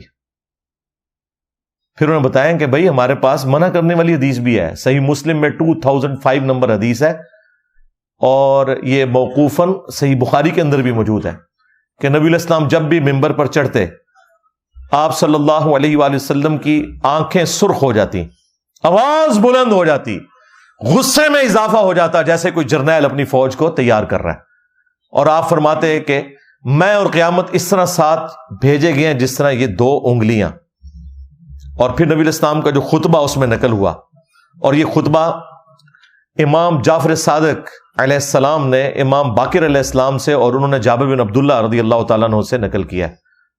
اما بعد فإن خیر الحدیث کتاب اللہ وخیر الہدی ہدی محمد صلی اللہ علیہ وآلہ وسلم وشر الامور محدثاتها وکل محدثۃ بدعہ وکل بدعۃ ضلالہ وکل ضلالۃ فی النار. یہ صحیح مسلم میں بھی ہے اور سنن نسائی کے اندر بھی. آگاہ ہو جاؤ, سب سے بہترین کلام اللہ کی کتاب ہے, سب سے ہدایت یافتہ راستہ محمد صلی اللہ علیہ وآلہ وسلم کا ہے. بدترین کام وہ ہیں جو خود سے دین میں داخل کر دیے جائیں. اس طرح کے تمام کام بدعتیں ہیں, تمام بدعتیں گمراہیاں ہیں, اور تمام گمراہیاں جہنم میں لے جانے والی ہیں. یعنی نبی علیہ السلام کہہ رہے ہیں جو میں تعلیم کروں گا نا وہی ہدایت پہ مبنی طریقہ ہوگا, اس سے بڑھ کر کوئی بھی کرنے کی کوشش کرے گا وہ بدعت ہے. آپ فجر کے 3 فرض پڑھیں گے, آپ کا ایک بھی نہیں ہوگا. آپ بے شک یہ کہتے رہے کہ 2 دے پڑھے نہیں, کہ میں اپنے کولو چلو ایک فالتو ہو گیا, ایک بھی نہیں ہوئے گا, کیونکہ نبی علیہ السلام کے طریقے کے اوپر نہیں ہے. خیر یہ الگ سے ایک ٹاپک ہے, اس میں پھر اور کافی ساری چیزیں جڑی ہیں, اس کے لیے آپ میری تفصیلی ویڈیو دیکھ لیں. اچھی بدعت اور بری بدعت, اور اسلام میں جو اچھا طریقہ جاری کرنا ہے وہ تو جائز ہے, اچھی بدعت نہیں. طریقے سے مراد ہے جو دین کو سپورٹیو ہو, جس طرح امام بخاری امام مسلم نے کتابی شکل میں احادیث لکھی ہیں, لیکن حدیث وہی ہے جو نبی علیہ السلام کی تھی. ہم نے اور ویلیو ایڈیشن کی ہے, ہم نے کیمرے میں ویڈیوز ریکارڈ کروا دی ہیں, لیکن بات وہی ہے جو قرآن و سنت میں لکھی ہوئی ہے. یہ اسلام میں اچھے طریقے ہیں, ان کے بارے میں الگ سے صحیح مسلم میں حدیث ہے، جو اس طرح کا کام کرے گا اسے ثواب ملے گا، اور جتنے لوگ اس پہ عمل کریں گے ان تمام کا ثواب اس کو ملے گا، اور ان کے بھی ثواب میں کمی نہیں ہوگی۔ اور جس نے برا طریقہ جاری کیا اس میں الفاظ ہیں سنتن حسنتن اور سنتن سیئتن، اچھی سنت اور بری سنت، یعنی سنت سے مراد طریقہ۔ اچھی بدعت بری بدعت نہیں ہے، بدعت تو ساری کی ساری فراڈ ہے، بالکل واضح حدیث ہے بخاری اور مسلم دونوں کے اندر۔ نبی صلی اللہ علیہ وآلہ وسلم نے فرمایا من احدث فی امرنا ھذا فہو رد، جس نے ہمارے دین میں کوئی چیز داخل کر دی وہ مردود ہے۔ آپ ہوائی جہاز میں جائیں حج کرنے کے لیے، آپ اونٹ پہ جائیں، یہ دین میں کوئی چیز داخل نہیں ہو رہی، کیونکہ وہاں جا کے آپ نے وہی ایکٹیویٹی پرفارم کرنی ہے جو نبی علیہ السلام نے کی، 7 چکر کاٹنے ہیں، صفا مروہ کی صحیح ہے، وہ ساری چیزیں احرام۔ جب دین میں داخل کر دیں گے، یعنی 7 کے 6 چکر کر دیں، یا ان چکروں میں آپ یا معین الدین چشتی پار لگا دے کشتی پڑھنا شروع کر دیں۔ میں نے اپنے گناہگار کانوں سے سنا ہوا ہے، انڈیا کے ایک بوڑھی اور بوڑھا جوڑا آیا ہوا تھا، وہ طواف کے چکروں میں یہ پڑھ رہے تھے، اور بھائی اس سے بڑھ کے تو وہ ایک پیر صاحب نے کہا تھا کہ کچھ نہ آتا ہو تے وہابیاں نو گانا کڈیا کرو تسی طواف دے چکراں وچ۔ نہیں ہے ویڈیو نہیں ہم لوگوں نے دیکھی، یہ ان لوگوں کا علمی لیول ہے، یہ آپ کو دین سکھائیں گے اور یہ آپ کو جنت میں لے کے جائیں گے، آپ تو ٹر جاؤ پہلے جنت وچ۔ تو یہ جو بدعت والا جو معاملات ہیں میں نے تفصیل کے ساتھ، اس میں وہ کبھی تراویح کی جماعت کی بات کرتے ہیں، کبھی جمعے کی دوسری اذان کی، یہ سارے کے سارے دھوکے دیے میں جھوٹ بول رہے ہوتے ہیں آپ سے، وہ بات کچھ اور تھی کچھ اور بنا کے پیش کرتے ہیں۔ اس پہ الگ سے میری ویڈیو ہے، وہ انشاءاللہ ہم تھم نیل اٹیچ کر دیں گے، اس میں ڈسکرپشن میں دے دیں گے، وہ آپ دیکھ لیجئے گا، آپ کی طبیعت انشاءاللہ تعالی اس حوالے سے صاف ہو جائے گی۔ علمی پوائنٹ نمبر 6، اور وہ ہے طارق جمیل صاحب نے قرآن خوانی کی اناؤنسمنٹ خود کی، اور پھر قرآن خوانی ہوئی، بہت بڑا پنڈال سجایا گیا، اینڈ پہ انہوں نے اس میں کچھ واقعات بھی سنائے اور دعا بھی کی۔ یہاں پہ بھی اب بریلویوں کو موقع مل گیا، انہوں نے کہا کہ دیکھ لیں جی، کل تک ہمیں یہ کہتے تھے کہ جی کل کروانا، تیجا کروانا، 40واں کروانا کوئی ثابت نہیں ہے، تو دیکھیں ثابت ہو گیا، یعنی یہ ثابت ہوا کہ طارق جمیل صاحب نے کیا تو ثابت ہو گیا۔ اچھا کل کو میں طارق جمیل صاحب سے اگر اس پہ رجوع ریکارڈ کروا دوں تو کیا بریلوی واپس آ جائیں گے؟ اصولت تو ہونا چاہیے نا کہ آ جائیں، واپس نہیں آئیں گے۔ اور بھائی اس طرح چیزیں ثابت ہوتی ہیں، قرآن و سنت کے دلائل سے ثابت ہوتی ہیں، لیکن وہ اپنی جگہ درست ہیں بریلوی، وہ کہہ رہے ہیں کہ بھائی اگر انہوں نے کیا ہے تو دیوبندی انہیں غلط کہیں، اور اگر غلط نہیں کہہ رہے تو پھر جو ہم پہ فتوے لگاتے رہے ہیں وہ غلط لگاتے رہے ہیں۔ اور حقیقت بات یہ ہے کہ دیوبندی قرآن خوانی کے قائل ہیں، دیوبندی قرآن خوانی یا دعا ہوگی کہہ کے قرآن خوانی کرواتے ہیں، اور بریلوی اسے تیجا اور 40واں اور 10واں کہہ کے کرتے ہیں، کام دونوں یہی کرتے ہیں، نام مختلف ہے۔ لہذا یہ جو قرآن خوانی والا معاملہ ہوا ہے نا، اس میں کوئی سیکھ پا ہونے کی ضرورت نہیں ہے، دیوبندی پہلے ہی قرآن خوانی کے قائل ہیں، لیکن وہ نام نہیں دیتے سوئم کا، چہلم کا، تیجے کا، 40ویں کا یا 10ویں کا یا جمعراتوں کا، لیکن کرتے ہیں، وہ بھی اناؤنسمنٹ کرتے ہیں اور اس کے بعد قرآن خوانی کرتے ہیں۔ ہاں شرعی طور پر نہ تیجا ثابت ہے، نہ 10واں، نہ 40واں، اور نہ اس طریقے سے قرآن خوانی کر کے کسی کو اصالہ ثواب کرنا، یہ بالکل کوئی ثابت نہیں ہے۔ اصالہ ثواب کرنے کا یہ طریقہ ہی نہیں ہے، اس پہ میری تفصیلی ویڈیو ہے، اصالہ ثواب کے 10 طریقے جو سنت طریقے ہیں۔ نبی علیہ السلام کی 3 بیٹیاں آپ کی اپنی زندگی میں فوت ہوئی ہیں، آپ نے اپنے مبارک ہاتھوں سے انہیں دفنایا، سیدہ زینب، ام کلثوم اور رقیہ علیہم السلام اجمعین۔ آپ نے کسی کا تیجا، 10واں، 40واں، قرآن خوانی، مزار بنوانا، گنبد بنوا دینا، قبر پکی کر دینا، کچھ بھی نہیں کیا، یہ سب کچھ فراڈ چل رہا ہے۔ لہذا دلیل قرآن و سنت سے پیش کی جانی چاہیے۔ اب اس کی آڑ میں پھر پتہ یہ کیا کہتے ہیں، دیکھیں جی ان کی تو حالت یہ ہے کہ مر گیا مردود، نہ فاتحہ نہ درود، شعر بنائے ہوئے ہیں۔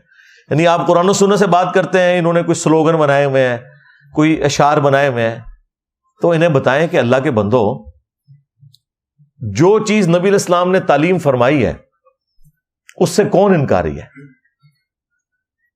اہل ایمان کا حق ہے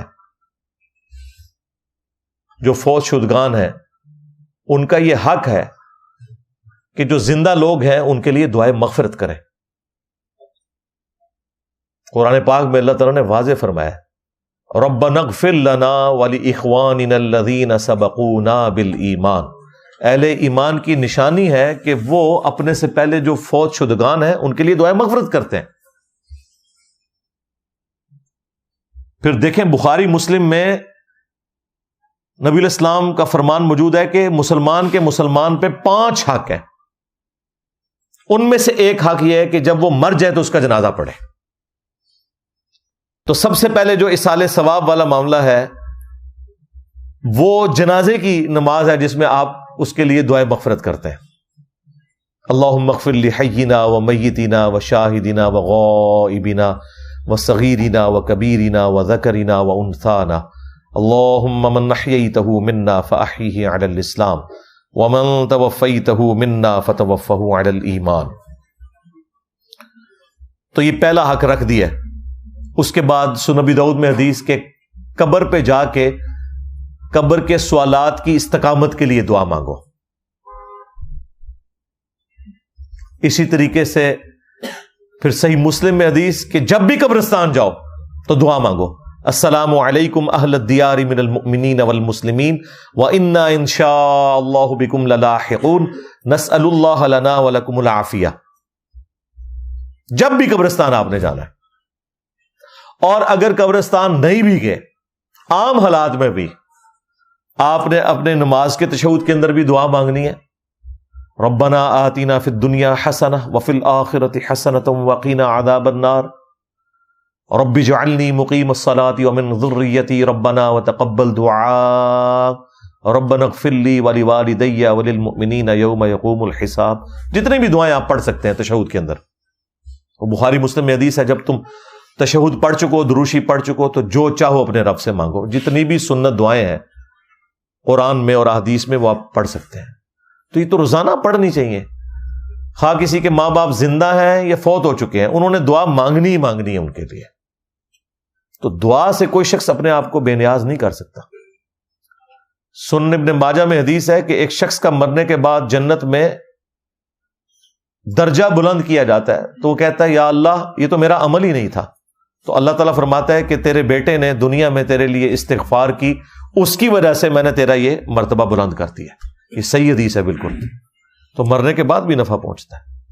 صحیح بخاری میں موجود ہے, سنن نسائی کے اندر اور کئی حدیث کی کتابوں میں. سعد ابن عبادہ جو خزرج کے سردار تھے وہ نبی الاسلام کے پاس حاضر ہوئے, یا رسول اللہ میں سفر پہ تھا, پیچھے سے میری والدہ فوت ہو گئی, میں چاہتا ہوں کہ ان کی طرف سے کوئی ایسا نیکی کا کام کروں کہ انہیں ان کے مرنے کے بعد بھی ثواب پہنچے, تو میں چاہتا ہوں ان کی طرف سے کنواں کھدوا دوں.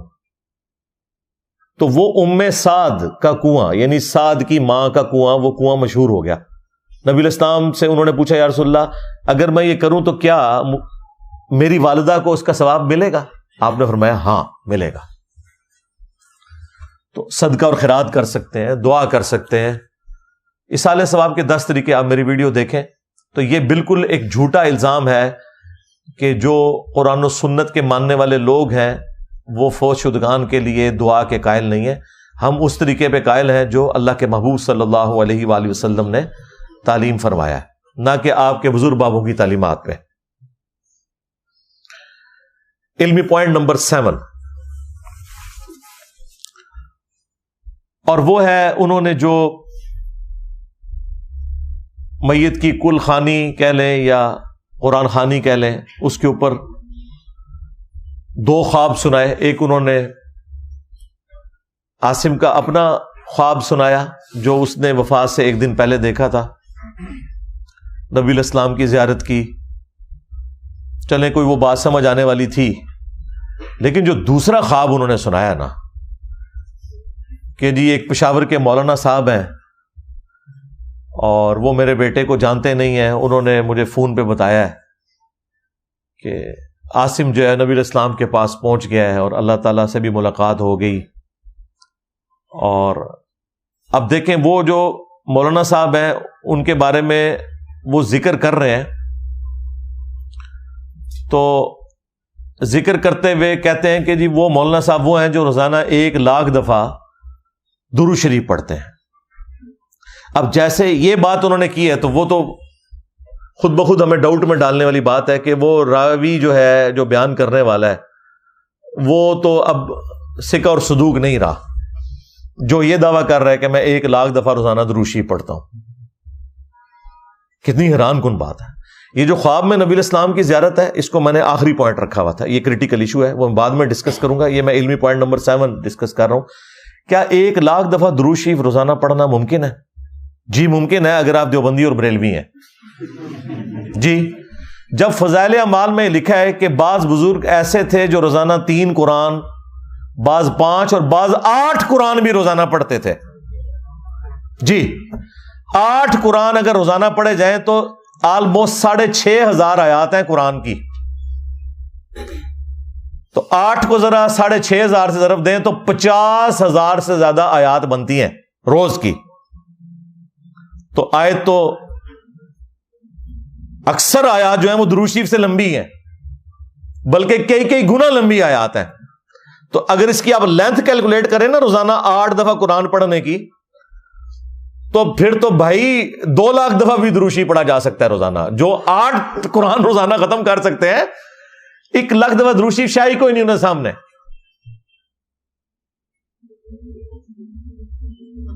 حالانکہ سمپل سی کیلکولیشن ہے میرے بھائیوں, 24 گھنٹے میں 86,400 سیکنڈ ہوتے ہیں. یہ بچپن سے ہمیں ایک رٹا لگوایا گیا اپنی سائنس کی کتاب میں, وہ آپ کیلکولیٹ بھی کر سکتے ہیں. 1 گھنٹے کے اندر 60 منٹ ہے, ہر منٹ کے اندر 60 سیکنڈ ہے, 60 ضرب 60 کریں 3600 آ جائے گا, اور ٹوٹل گھنٹے ہیں 24, اس کو 24 سے ملٹیپلائی کریں 86,400 سیکنڈز بنتے ہیں 24 گھنٹے میں. اگر کوئی شخص 1 سیکنڈ میں 1 دفعہ بھی درود شریف پڑھے اور 24 گھنٹے پڑھتا رہے, تب بھی وہ 1,00,000 کا عدد کراس نہیں کر سکتا. کوئی 1 دفعہ کر ہی سکتا ہے, کوئی اعتکاف کر کے بیٹھ جائے. ہاں, روزانہ کی بات تو پھر بعد کی ہے, 1 دفعہ چلے کو بیٹھ بھی گیا ہے. چھوٹے سے چھوٹا بھی کوئی درود پڑھے گا تو صلی اللہ علیہ وآلہ وسلم ہے نا, اس کو پڑھنے کے لیے بھی آپ کو 2 سے 3 سیکنڈ چاہیے. ادروائز آپ تو وہ توڑ کے پڑھ رہے ہوں گے نا. ظاہر ہے آپ نے اگر الفاظ پورے ادا نہیں کیے, وہ درود شریف نہیں ہے, آپ تو خود لعنت کما رہے ہوں گے اگر آپ نے الفاظ ہی توڑ دیے صلی اللہ علیہ وآلہ وسلم. یا چلے کوئی آل کے بغیر پڑھتا ہے, کوئی ناسبی ٹائپ قسم کا کوئی درود شریف پڑھنے والا ہے, صلی اللہ علیہ وسلم یہ بھی کوئی پڑھتا ہے, تو تب بھی 1.5-2 سیکنڈ تو چاہیے. اور تیزی سے بھی آپ پڑھیں گے, پہلی تسبیح تو 100 والی آپ کھینچ لیں گے, اس کے بعد جو آپ کو سانس چڑھے گا اگلی دفعہ ہو سکتا ہے تسبیح اتنی جلدی پوری نہ ہو. پھر بھی 24 گھنٹے میں آپ نہیں پڑھ سکتے. ابھی تو میں یہ کہہ نہیں رہا کہ اس نے سونا بھی ہے, نماز بھی پڑھنی ہے. نماز پڑھنا تو فرض ہے نا, درود شریف پڑھنا تو فرض نہیں نا سوائے نماز کے. نماز میں فرض ہے, نماز کے علاوہ تو نفلی عبادت ہے, اور باقی کام بھی کرنے ہیں. تو یہ بالکل جھوٹ ہے. اور اب جو لوگ اس کا پلی لے رہے ہیں کہ دیکھیں جی یہ اپنے بزرگوں کے لیے تو 1,00,000 دفعہ درود شریف مانتے ہیں, تو ہمارے بزرگوں کے لیے مانتے ہیں. اور بھائی دوئے پرا ہو تسی, ہاں پتر تو کیوں فیل ہویا؟ ابا جی تواڈے دوست دا منڈا بھی فیل ہو گیا. ہاں بھائی دوئے فیل ہوئے ہو. تو بھائی یہ بالکل فراڈ ہے. نہ اس طریقے سے کوئی معاملات ہوتے ہیں. ہم نے سنت اذکار کے اوپر یہ کارڈز باقاعدہ لکھے ہیں, PDF فارم میں ہے, ایپس میں رکھے ہیں. یہ بلو کارڈ آخرت کا صبح شام کے سنت اذکار, اور یہ گرین کارڈ فرض نماز کے بعد کے اذکار. یہ جو صبح شام کے اذکار ہیں, آپ کو نبی علیہ السلام کا کوئی بھی وظیفہ ملے گا تو ہوگا کہ 1 دفعہ پڑھ لیا جائے, 3 دفعہ پڑھ لیا جائے, 10 دفعہ پڑھ لیا جائے, 33 دفعہ پڑھ لیا جائے. حد جو آپ کو ملتی ہے وہ 100 دفعہ ہے. 100 دفعہ صبح, 100 دفعہ شام, بس. 1.25 دفعہ آیت کریمہ پڑھنا, اس طرح کے کوئی وظائف نہیں ہے. نہ روزانہ اتنا 1,00,000 دفعہ درود شریف پڑھنا. بھائی درود شریف آپ پڑھ سکتے ہیں, وہ حدیث ٹھیک ہے جامعہ ترمذی میں کہ قیامت کے دن میرے سب سے زیادہ نزدیک وہ ہوگا جس نے دنیا میں سب سے زیادہ مجھ پہ درود پڑھا ہوگا. اللہم صلی علی محمد وعلی آل محمد. وہ اپنی جگہ ہے. میں یہ نہیں کہہ رہا کہ 100 سے زیادہ دفعہ پڑھا نہیں جا سکتا, پڑھ سکتے ہیں آپ, پڑھنا چاہیے. لیکن یہ کہنا ہے کہ 1,00,000 دفعہ روزانہ, تو بھائی اس دن سے ڈریں کہ گوروں کو اردو آ جائے یا آپ کو انگریزی آ جائے, یا آپ کا مذاق ہی اڑایا جائے گا. اور باقی جو لوگ اپنے بزرگوں کی وجہ سے ان کا مذاق اڑا رہے ہیں, انہیں بھی شرم کرنی چاہیے. تمہارے بزرگوں نے بھی اس قسم کے جھوٹ اپنے بارے میں مشہور کیے ہیں. کوئی کہتا ہے جی 40 سال تک عشاء کے وضو سے فجر کی نماز پڑھی. اندازہ کرو کس سنت کے اوپر عمل کیا. بدعت کو انہوں نے نیکی کا نام دیا ہوا ہے. تو یہ اس طریقے سے کہنا کہ جی 1,00,000 دفعہ دروشی پڑھ لیا, تو یہ تو اس کے بعد وہ جو بھی خواب بیان کر رہا ہے تو اس کی کریڈیبلٹی آپ خود ہی سمجھ سکتے ہیں. اب ہونا تو چاہیے حکومتی لیول کے اوپر ان لوگوں کو بٹھایا جائے, انہیں کہے کہ ہاں بہ ہیں تھے 24 گھنٹے ہستے ذرا ہاں تے پڑھ اونچی بات ہی ذرا درود شریف میں بھی سنا ذرا 1,00,000 کس طرح پورا ہوتا ہے.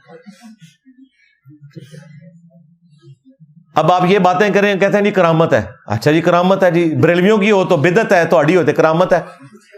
ہاں یہ کون سی کرامت ہے بھائی؟ ہاں اگر کرامت یہ ہے نا کہ آپ 3 دفعہ سورہ اخلاص پڑھیں اور 1 قرآن کا ثواب, تو ٹھیک ہے, سمجھ آتی ہے کہ آپ کے بزرگ 8 قرآن پڑھ لیتے تھے جو فضائل مال میں لکھا ہوا ہے.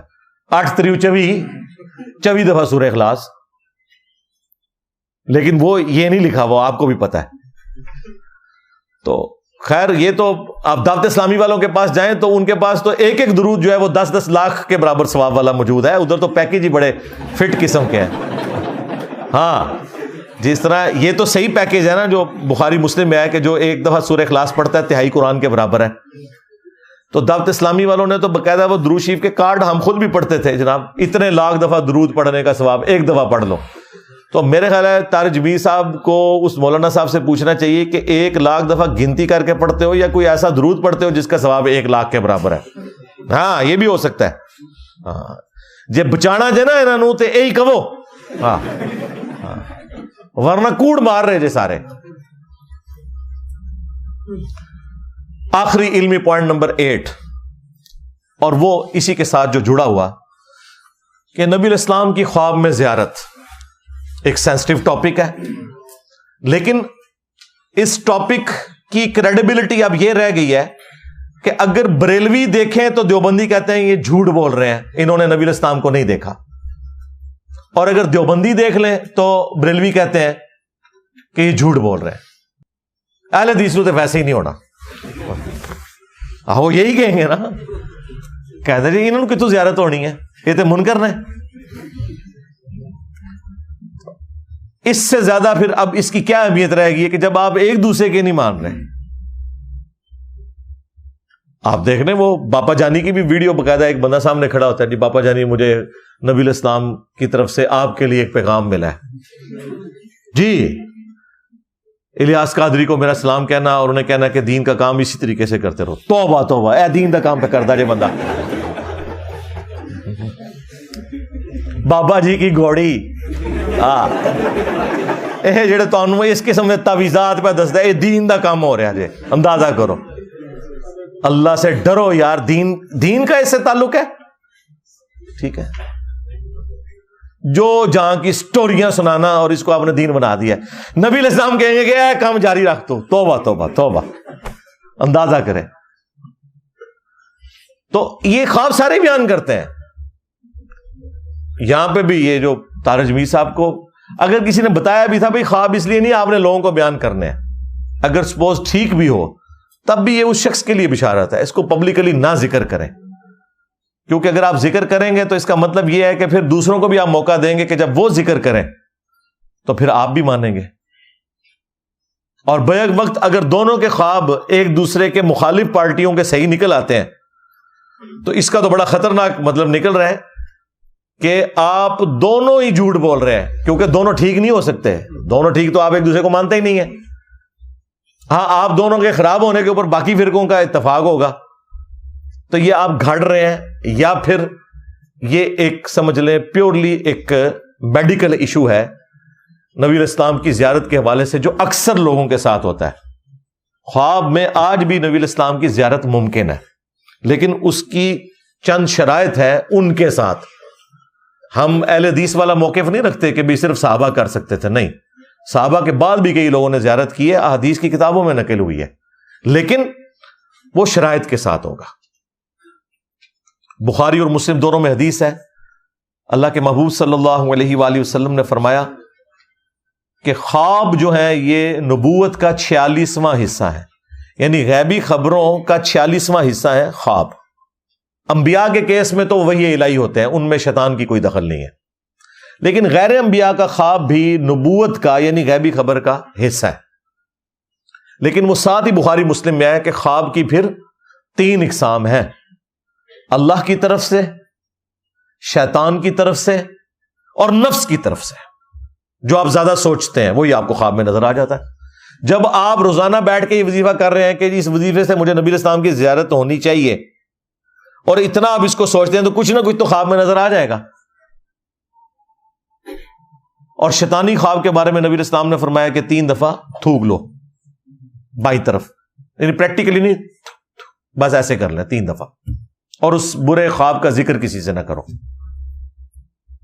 بخاری مسلم دونوں میں حدیث ہے، نبی علیہ السلام نے فرمایا کہ میری وفات کے بعد اب نبوت کی خبروں میں سے صرف خواب، مبشرات باقی ہیں۔ پوچھا کہ مبشرات کیا ہیں؟ تو فرمایا خواب جو اللہ تعالیٰ اپنے بندوں کو دکھائے گا۔ لیکن ظاہر ہے کہ جب تک وہ اسٹیبلش نہیں ہوتا آپ کنفرم تو نہیں بتا سکتے۔ خواب میں اگر آپ کو مستقبل کی کوئی خبر دی گئی ہے تو اس کا یہ قطعاً مطلب نہیں کہ یہ پریکٹیکلی ہو بھی جائے گی، جب تک ہو نہ جائے۔ ہو جائے تو پھر آپ کہہ سکتے ہیں ہاں جو خواب میں نے دیکھا تھا وہ بالکل درست تھا۔ تو غیبی خبر خواب کی شکل میں آج بھی جاری ہے، اور اسپیسیفکلی نبی علیہ السلام کے حوالے سے بخاری مسلم میں موجود ہے، اللہ کے محبوب صلی اللہ علیہ وآلہ وسلم نے فرمایا جس شخص نے مجھے خواب میں دیکھا میری شکل میں تو اس نے مجھی کو دیکھا، میری شکل میں شیطان نہیں آ سکتا۔ اچھا، اس حدیث کے ساتھ ہی امام بخاری امام مسلم نے راوی حدیث محمد ابن سیرین تابعی المتوفا 110 ہجری ان کا قول نقل کیا ہے کہ جب رسول اللہ کو ان کی اپنی شکل میں کوئی دیکھے تو، ہاں جی، یہ انجینئر صاحب نے نہیں گن پوائنٹ پہ داخل کروایا امام بخاری امام مسلم سے، اگر نبی علیہ السلام کی اپنی شکل میں کوئی دیکھے تو، اب نبی علیہ السلام کی جو شکل مبارک ہے وہ تو احادیث میں رپورٹ ہوئی ہے۔ ہمیں کئی لوگ ملے ہیں وہ کہتے ہیں ہم نے نبی علیہ السلام کو کلین شیو دیکھا ہے، وہ بیچارے ڈرتے ہوئے، پھر ہم نے بتایا کہ یار کوئی پریشانی والی بات نہیں، تم نے نبی علیہ السلام کو نہیں دیکھا۔ وہ کہتے ہیں یہ حدیث، او بھائی اس حدیث کا یہ مطلب نہیں ہے، یہ ہے کہ اگر کوئی شخص رسول اللہ صلی اللہ علیہ وآلہ وسلم کو ان کی اپنی اس شکل میں دیکھے جو شکل مبارک آپ کی احادیث میں رپورٹ ہوئی ہے۔ مجھے ایک بزرگ ملے آج سے تقریباً 15 سال پہلے، 2008 کی بات ہے، ان دنوں میں ایک دوست کے گھر میں درس دیتا تھا، ہفتے میں ایک دفعہ اپنے گھر میں دیتا تھا، تو وہاں ایک تبلیغی جماعت کے بزرگ ملے، انہوں نے کہا کہ جی میں نے تو اپنی جوانی کی عمر میں خواب میں نبی علیہ السلام کی زیارت کی اور آپ نے فرمایا کہ تبلیغی جماعت جو ہے نا اس کو جوائن کر لو، تو میں نے اس دن پھر تبلیغی جماعت جوائن کر لی۔ انہوں نے اپنی پوری زندگی خواب کی نظر کی ہے، قرآن و حدیث نہیں پڑھا۔ اب ان کی قسمت خراب کہ مرنے سے پہلے میرے ساتھ ملاقات ہو گئی، کاش تجھے نہ ملا ہوتا، ہو گیا۔ میں نے کہا جی آپ نے کیا دیکھا؟ کہتا جی سفید پگڑی، سفید داڑھی اور سفید لباس۔ میں نے کہا بھی آپ نے نبی علیہ السلام کو نہیں دیکھا، یا تو شیطان کو دیکھا یا کوئی اور آپ کا تخیل ہے۔ کہتا جی استغفر اللہ، وہ تو حدیث ہے۔ اور میں نے کہا حدیث کے ساتھ دکھا ہوا ہے ابن سیرین کا قول کہ یہ نبی علیہ السلام یہ کہہ رہے تھے جس نے مجھے میری شکل میں دیکھا۔ تو میں نے کہا نبی علیہ السلام کی تو شکل مبارک یہ نہیں ہے۔ بخاری مسلم دونوں میں حدیث ہے، نبی علیہ السلام کی وفات ہوئی اس حال میں کہ آپ کے سر اور داڑھی کے ملا کے، سر اور داڑھی دونوں کے ملا کے 20 سے زیادہ بال سفید نہیں تھے، اور یہ جو داڑھی کے بھی بال سفید تھے نا تو کن پٹی پہ چند بال تھے، تھوڑے سے یہ ہونٹ کے نیچے، بلکہ یہاں تک لوگوں نے یعنی اس کی تفصیل نقل کیا ہے کہ 8 بال سر مبارک کے، 6 داڑھی کے، اتنے تھے تقریباً۔ تو نبی علیہ السلام کی تو نہ داڑھی کبھی سفید ہوئی، نہ آپ کے سر مبارک کے بال کبھی سفید ہوئے۔ یہ آپ کا معجزہ تھا 63 ایئرز کی ایج میں بھی، یا ہمارے سولر ایئرز کے اعتبار سے 61 ایئرز بنتے ہیں، کہ آپ کی داڑھی اللہ تعالیٰ نے سفید نہیں ہونے دی. یعنی آپ کو اللہ تعالیٰ نے حسن عطا فرمایا تھا کہ آپ کی داڑھی، یعنی میری داڑھی کے اس سے زیادہ بال سفید ہو چکے ہیں. اور یہ جو سفید داڑھیوں میں نبی الاسلام کو دیکھ رہے ہیں تو نہیں دیکھ رہے. اللہ کے بندوں، سفید داڑھی میں تو آپ کا اپنا کوئی قریبی آدمی کچھ عرصے بعد آپ کو ملے نا تو آپ نہیں اسے پہچان سکتے، کیونکہ آپ کا ذہن ایکسیپٹنس ہی نہیں دیتا کہ یہ وہی بندہ ہوگا. تو نبی الاسلام کو اگر آپ کے اصحاب بھی سفید داڑھی میں دیکھیں نا خواب میں، تو وہ بھی ایک دفعہ پہچاننے سے انکار کر دیں گے. انہوں نے تو نبی الاسلام کو اس طرح دیکھا ہی نہیں ہوا، انہوں نے جھوٹ مشہور کر دیا، فلاں کی زیارت ہوگی، فلاں کو زیارت ہوگی، فلاں کو زیارت ہوگی. رائے ونڈ والوں کو زیارت ہوتی ہے کہ جتنے اس سال اجتماع میں آئے وہ بخشے گئے، اور ملتان اجتماع والوں کو زیارت ہوتی ہے جتنے ادھر آئے وہ بخشے گئے. اور دونوں ایک دوسرے کے بارے میں ایکسیپٹنس یہ دیتے ہیں کہ رائے ونڈ کے جو حضرات ہیں وہ کراچی مرکز مدینہ میں جا کے مدرسۃ المدینہ میں نماز نہیں پڑھا سکتے، اپنی بھی انہوں نے پڑھن دینے بڑی گل ہے، اور نہ الیاس قادری صاحب رائے ونڈ میں آ کے جماعت کروا سکتے ہیں. اور دونوں کے دعوے سنے کہ نبی الاسلام جو ہے وہ صحابہ سمیت ہمارے اجتماع میں آتے ہیں. یہ سب کا سب فراڈ چل رہا ہے بھائی، اللہ سے ڈر جائے. اکثر لوگ جھوٹ بولتے ہیں اور باقی لوگوں کا دماغ کا تخیل ہوتا ہے. دماغ ان کا وہ دماغ کی لو چٹخ گئی ہوتی ہے، وہ مفتی کہتا ہے نا چٹخ گئی، یہ چٹخے ہوئے ہوتے ہیں سارے. اس طرح نہیں ہوتا. میں یہ نہیں کہہ رہا کہ جھوٹ بول رہے ہیں، یہ آپ نے ذہن میں رکھنا ہے. یعنی وہ ڈاکٹر طاہر القادری صاحب نے جو کہا نا کہ نبی الاسلام نے مجھ سے ٹیکسی کا کرایہ مانگا خواب میں، اور وہ پورے کا پورا بالکل ٹھیک کہہ رہا ہے، لیکن صرف فرق یہ ہے کہ نبی الاسلام نہیں تھے، شیطان نے آ کے نا تیرے ساتھ کھیلا ہے، بس یہ ہوا ہے تیرے ساتھ. کیونکہ نبی الاسلام نے اپنی شکل مبارک کی گارنٹی دی ہے کہ میری جو اپنی شکل ہے اس میں شیطان نہیں آ سکتا. اور وہ شکل مبارک جو احادیث میں آئی ہے اس کے مطابق جب بھی آئیں گے نبی الاسلام تشریف لے کے آئیں گے. وہ آپ کو کنفرم کرنا ہوگا احادیث کی روشنی میں. آنا آپ نے پھر بھی کتابوں کی طرف ہی ہے، بابوں سے آپ کو پھر بھی ہٹنا پڑے گا. اور اس طرح کے کئی خواب صحابہ کرام کو، تابعین کو، تبع تابعین کو، بعد کے لوگوں کو آئے ہیں، اور واقعی جینوئنلی نبی الاسلام کی زیارت ہوئی ہے. وہ ایسی خبریں اس میں ملی ہیں جو درست نکلی ہیں. لیکن اب جو اتنی بڑی فرقہ واریت کی دراڑ ہے، اس میں اگر آپ اس طرح کے خوابوں کو لے کے چلیں گے تو بھائی پھر ہر فرقے کے پاس اپنے خواب ہیں. سیدھی سی بات ہے. شیعہ کے پاس چلے جائیں تو آپ ان کی سٹوریاں سنیں، ان کے تو سٹیل کے پنجوں میں سے خون نکل رہا ہوتا ہے. امام حسین علیہ السلام تو آئے دن ہی کسی کو اپنی زیارت کروا دیتے ہیں. بس وہ سوچتے ہیں نا زیادہ، ان کو حضرت ابوبکر عمر کی تو زیارت نہیں ہونی نا، جن کے بارے میں سوچتے ہیں انہیں کی زیارت ہونی ہے. بریلوی بھی نبی اسلام کے بارے میں سوچتے رہیں گے، پھر وہ دروشی بھی ان کو پھر وہ وظائف بھی بتائے ہوئے جی کرتے رہے کچھ نہ کچھ تو دماغ میں آ ہی جانا ہے نا.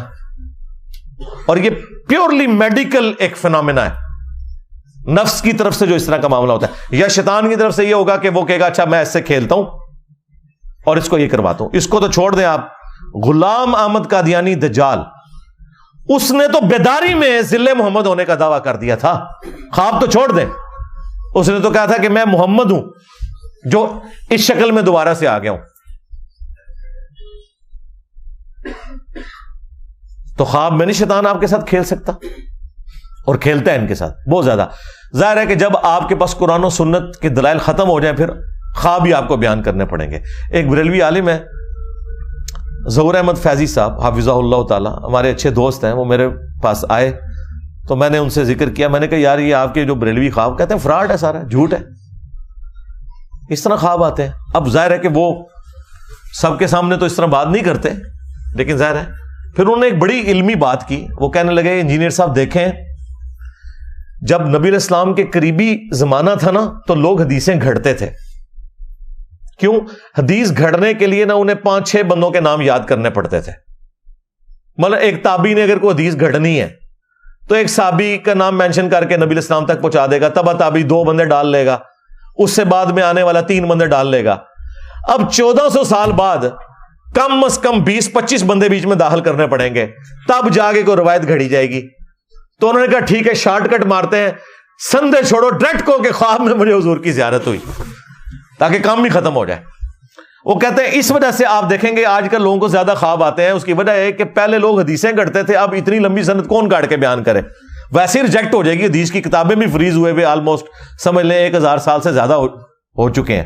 بعد کی جتنی کتابیں وہ تو سیکنڈری بکس ہیں نا. مشکات سیکنڈری بک ہے, 700 سال پہلے لکھی گئی. اس میں ان کی اپنی تو کوئی حدیث نہیں ہے. انہوں نے بخاری سے, مسلم سے, ابو داؤد سے, ترمذی سے, وہی پہلے 300 سال میں جو حدیث کی کتابیں جمع ہو گئی, کیونکہ ادھر سے سند پہنچائی جا سکتی تھی. اب کون سند پہنچائے؟ تو اب وہ کہتے ہیں یہ خواب گھڑتے ہیں تاکہ سند والا مسئلہ ہی ختم ہو جائے. ڈائریکٹ زیارت ہوئی ہے جی منو, اور آگے بیان کر دے. لیکن ساتھ ہی ساتھ یہ یاد رکھیں, میں قطعاً اس ایکسٹریم پہ نہیں ہوں کہ نبی الاسلام کی زیارت نہیں ہو سکتی. بالکل ہو سکتی ہے. ہمارے کئی اسٹوڈنٹس کو ہماری اس دعوت حق سے متعلق نبی الاسلام کی زیارت ہوئی ہے. کئی لوگ ایسے ہیں جو میرے مخالفین تھے, انہیں نبی الاسلام کی زیارت ہوئی اور ہماری اس دعوت کے ساتھ اٹیچ ہوئے. لیکن میں نے کبھی بھی کسی کو مینشن کر کے اس طرح کے واقعات نہیں سنائے. یہ میں جنرل صرف اس لیے ذکر کر رہا ہوں تاکہ آپ کو بتاؤں کہ کیا اگر ان خوابوں کی ایک لسٹ میں دیوبندیوں کی تبلیغی جماعت کی ٹرم میں کارگزاری کے نام سے شائع کر دوں, یا بریلویوں کی جماعت کی ٹرم میں دعوت اسلامی کی مدنی بہاریں اس نام سے جاری کر دوں, تو کیا بریلوی دیوبندی ہمارے اس پلیٹ فارم کے ساتھ اٹیچ ہو جائیں گے؟ وہ کہیں گے بھائی یہ کوئی دلیل نہیں, قرآن و سنت سے دلیل پیش کرو, تم جھوٹ بول رہے ہو, اور تجھے بھی جھوٹ بول رہے ہو. پھر تو جو چیز آپ دوسرے کی ماننے کے لیے تیار نہیں ہے اپنی کو پیش کرتے ہیں. ہم تو قائل ہیں بھائی. صحیح مسلم کے اندر مقدمے میں امام مسلم لے کے آئے ہیں, 2 تابعین تھے, انہوں نے ملاقات کی آپس میں, اور ان میں سے ایک شخص نے جو ابن ابی عیاش ہے اس کا ذکر کیا کہ اس سے میں نے حدیثیں نوٹ کی ہیں, اور ساتھ اس نے کہا کہ میں نے خواب میں نبی صلی اللہ علیہ وآلہ وسلم کی زیارت کی, تو آپ صلی اللہ علیہ وآلہ وسلم سے ریکویسٹ کی کہ یا رسول اللہ میں نے 1000 حدیثیں نوٹ کی ہیں, ذرا آپ مجھ سے سن لیں. تو میں نے خواب میں وہ 1000 حدیثیں نبی علیہ السلام کو سنائی, بیداری میں نہیں. وہ جلال الدین سیوطی کا ہی جھوٹ ہے. خواب میں, خواب تو برحق ہے. تو کہتے ہیں نبی علیہ السلام نے صرف 5 یا 6 حدیثوں کی تصدیق کی, باقی سب کے بارے میں فرمایا یہ بالکل جھوٹ ہے, میں نے نہیں فرمایا. اور ظاہر ہے وہ راوی بھی کذاب ہے, ابن ابی عیاش. یہ وہی خبیث ہے جس نے حضرت عمر کے اوپر تہمت لگائی کہ انہوں نے حضرت فاطمہ کو قتل کیا دروازہ پھینک کے, جو شیعہ لے کے پھرتے ہیں. جعلی روایت. ابان بن ابی عیاش. تو یہ ابان بن ابی عیاش وہ کذاب راوی, اس کے بارے میں وہ امام مسلم نے اس سے ثابت کیا کہ نبی الاسلام نے بھی اس کو کذاب کے طور پر ٹریٹ کیا. اس کے بعد ایک اور مثال سنن نبی داؤد کے اندر ایک صحابی کہتے ہیں کہ نبی الاسلام نے فرمایا جو ایک دفعہ پڑھ لے صبح و شام, لا الہ الا اللہ وحدہ لا شریک لہ لہ الملک ولہ الحمد وہو علی کل شیء قدیر. صبح پڑھ لے تو شام تک اللہ تعالیٰ کی حفاظت میں رہے گا, اسے 10 غلام بنو اسماعیل میں سے آزاد کرنے کا ثواب ملے گا, 10 نیکیاں ملیں گی, 10 گناہ معاف ہوں گے, 10 درجات بلند ہوں گے. شام کو پڑھ لے تو صبح تک کے لیے یہی معاملات. تو اب یہ بہت بڑی فضیلت تھی. تو امام داؤد نے اس کے ساتھ نقل کیا ہے کہ ایک شخص کو نبی الاسلام کی خواب میں زیارت ہوئی, اور اس نے کہا کہ یا رسول اللہ آپ کے ایک صحابی آپ صلی اللہ علیہ وآلہ وسلم سے یہ حدیث بیان کرتے ہیں, تو کیا واقعی آپ کی حدیث ہے؟ تو آپ نے فرمایا ہاں یہ میری حدیث ہے, اور یہ جو میں کلمات کہہ رہا ہوں اس کے فضائل تو بخاری مسلم میں بھی آئے ہیں, سمجھ بھی آتی ہے, لیکن سند پہلے چیک ہوئی ہوئی ہے, سند بالکل ٹھیک ہے. نبی الاسلام کی زیارت ہوئی. تو امام داؤد نے بھی اپنا عقیدہ دیا کہ نبی الاسلام کی خواب میں زیارت تبع تابعین کو بھی ہو سکتی ہے, بعد کے لوگوں کو بھی ہو سکتی ہے, بلکہ یہ تو ظاہر ہے وہ بہت بعد کی بات کر رہے ہیں. پھر مسند احمد میں جو حدیث ہے, نبی الاسلام کی وفات کے 50 سال کے بعد حضرت عبداللہ ابن عباس نے جو خواب دیکھا تھا کہ نبی الاسلام نے خون کی ایک شیشی اٹھائی ہوئی ہے, اور فرمایا کہ میں نے عرض کی اے اللہ کے رسول آپ کی یہ جو پرانگدہ حالت ہے تو آپ کو کس نے غمناک کر دیا؟ تو آپ نے فرمایا میں صبح سے حسین اور اس کے ساتھیوں کا خون سمیٹ رہا ہوں کربلا میں. وہ کہتے ہیں میں نے وہ دن اور تاریخ یاد رکھی اور گھبرا کے جب دوپہر کے وقت اٹھا میں نے وہ نوٹ کر لیا. کچھ عرصے بعد پھر خبر پہنچی. ظاہر ہے اس زمانے میں تو کمیونیکیشن اتنی فاسٹ نہیں تھی, تو پتہ چلا کہ واقعی اس دن حسین ابن علی اور ان کے ساتھیوں کو شہید کیا گیا کربلا میں, رضی اللہ عنہم اجمعین وعلیہم السلام اجمعین. تو یہ نبی الاسلام کی وفات کے 50 سال کے بعد ابن عباس نے خواب میں دیکھا. تو ایک صحابی نے بھی یعنی یہ خواب نقل کیا اپنا اور مسند احمد میں آیا. تو 3 تو میں نے آپ کو حدیث کی کتابوں سے مثال دے دی. چوتھی مثال لے لیں, شمائل ترمذی, امام ترمذی کی کتاب ہے جس میں انہوں نے نبی الاسلام کے گیٹ اپ سے متعلق حدیثیں جمع کی ہیں کہ آپ کے بال مبارک, آپ کے کپڑے مبارک, آپ کی پگڑی مبارک, آپ کا گیٹ اپ کس طرح ہوتا تھا. اس کے اینڈ پہ جا کے انہوں نے نبی الاسلام کی خواب میں جو زیارت ہے اس کے حوالے سے بھی ایک چیپٹر باندھا ہے. اس میں وہ امام ترمذی نقل کرتے ہیں کہ ایک تابعی جو مصحف لکھا کرتے تھے, کاتب تھے, وہ ابن عباس کے پاس حاضر ہوئے اور کہا کہ میں نے خواب میں نبی الاسلام کی زیارت کی ہے. تو ابن عباس نے کہا کہ مجھ سے خواب بیان کرو, کیونکہ میں نے نبی الاسلام سے سنا ہے جس نے خواب میں میری زیارت کی اس نے مجھے کو دیکھا, میری شکل میں شیطان نہیں آ سکتا. اچھا یہ لفظ لکھنے میں ہے خواب, خوا واو الف با, لیکن پڑھنے میں یہ خواب ہے, واو سائلنٹ ہو جاتا ہے, خواب پڑھا جاتا ہے یہ لفظ اردو میں. خواب, خواب نہیں ہے, خواب, لکھنے میں خواب ہے. تو پھر انہوں نے وہ پورا نقشہ بیان کیا. یہ سب سے وہ تگڑی حدیث ہے جس میں نبی الاسلام کا پورا گیٹ اپ آیا کہ آپ کی داڑھی مبارک کس طرح کی تھی, آپ کی آنکھیں مبارک, آپ کے چہرے کے پوری کی پوری تفصیلات اس حدیث میں آئی ہیں. اور اس میں یہ بھی موجود ہے کہ نبی الاسلام کی داڑھی مبارک سینے کے ابتدائی حصے پہ پھیلی ہوئی تھی. وہاں پہ تو ویسے لفظ ہے نہر تک تھی. یہ نہر, یہ جو ہلکا سا گڑا بنتا ہے سینے اور گلے کے جوڑ پر. لیکن اہل حدیث کو اب یہ مسئلہ تھا تو انہوں نے پھر ترجمہ کر دیا سینے کے ابتدائی حصے پہ, کیونکہ انہوں نے تو اتنی لمبی لمبی داڑھی بتائی ہوئی ہے نا. نبی الاسلام کی تو لمبی داڑھی نہیں تھی, آپ کی تو ایک مٹھی ہی داڑھی تھی نیچرل, نہر تک تھی. تو یہ ترجمہ جو آپ کو کر کے بتاتے ہیں سینے تک پھیلا, وہ سینہ تو عربی میں صدر کو کہتے ہیں, نہر کے الفاظ ہیں. اس لیے یہ حدیث جب دارالسلام والوں نے پرنٹ کی ہے نا تو ان کے جو اہل حدیث کے بڑے عالم ہیں عبدالستار حماد صاحب شیخ الحدیث, ان کو خیال آیا کہ میں ترجمہ نہ ہی بدلوں, تو انہوں نے نا درمیان کا ایک ترجمہ کر دیا سینے کے ابتدائی حصے پہ پھیلی ہوئی تھی. اے دیکھ لو, سینے کے ابتدائی حصے پہ پھیلی ہوئی تھی, حالانکہ لفظ نہر تک تھی.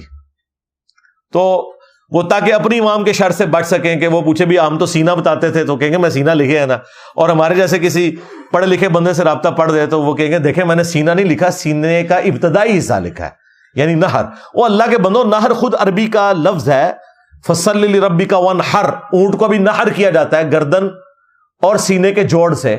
آپ یہ لکھو کہ گردن اور سینے کے جوڑ تک تھی, لیکن نہیں,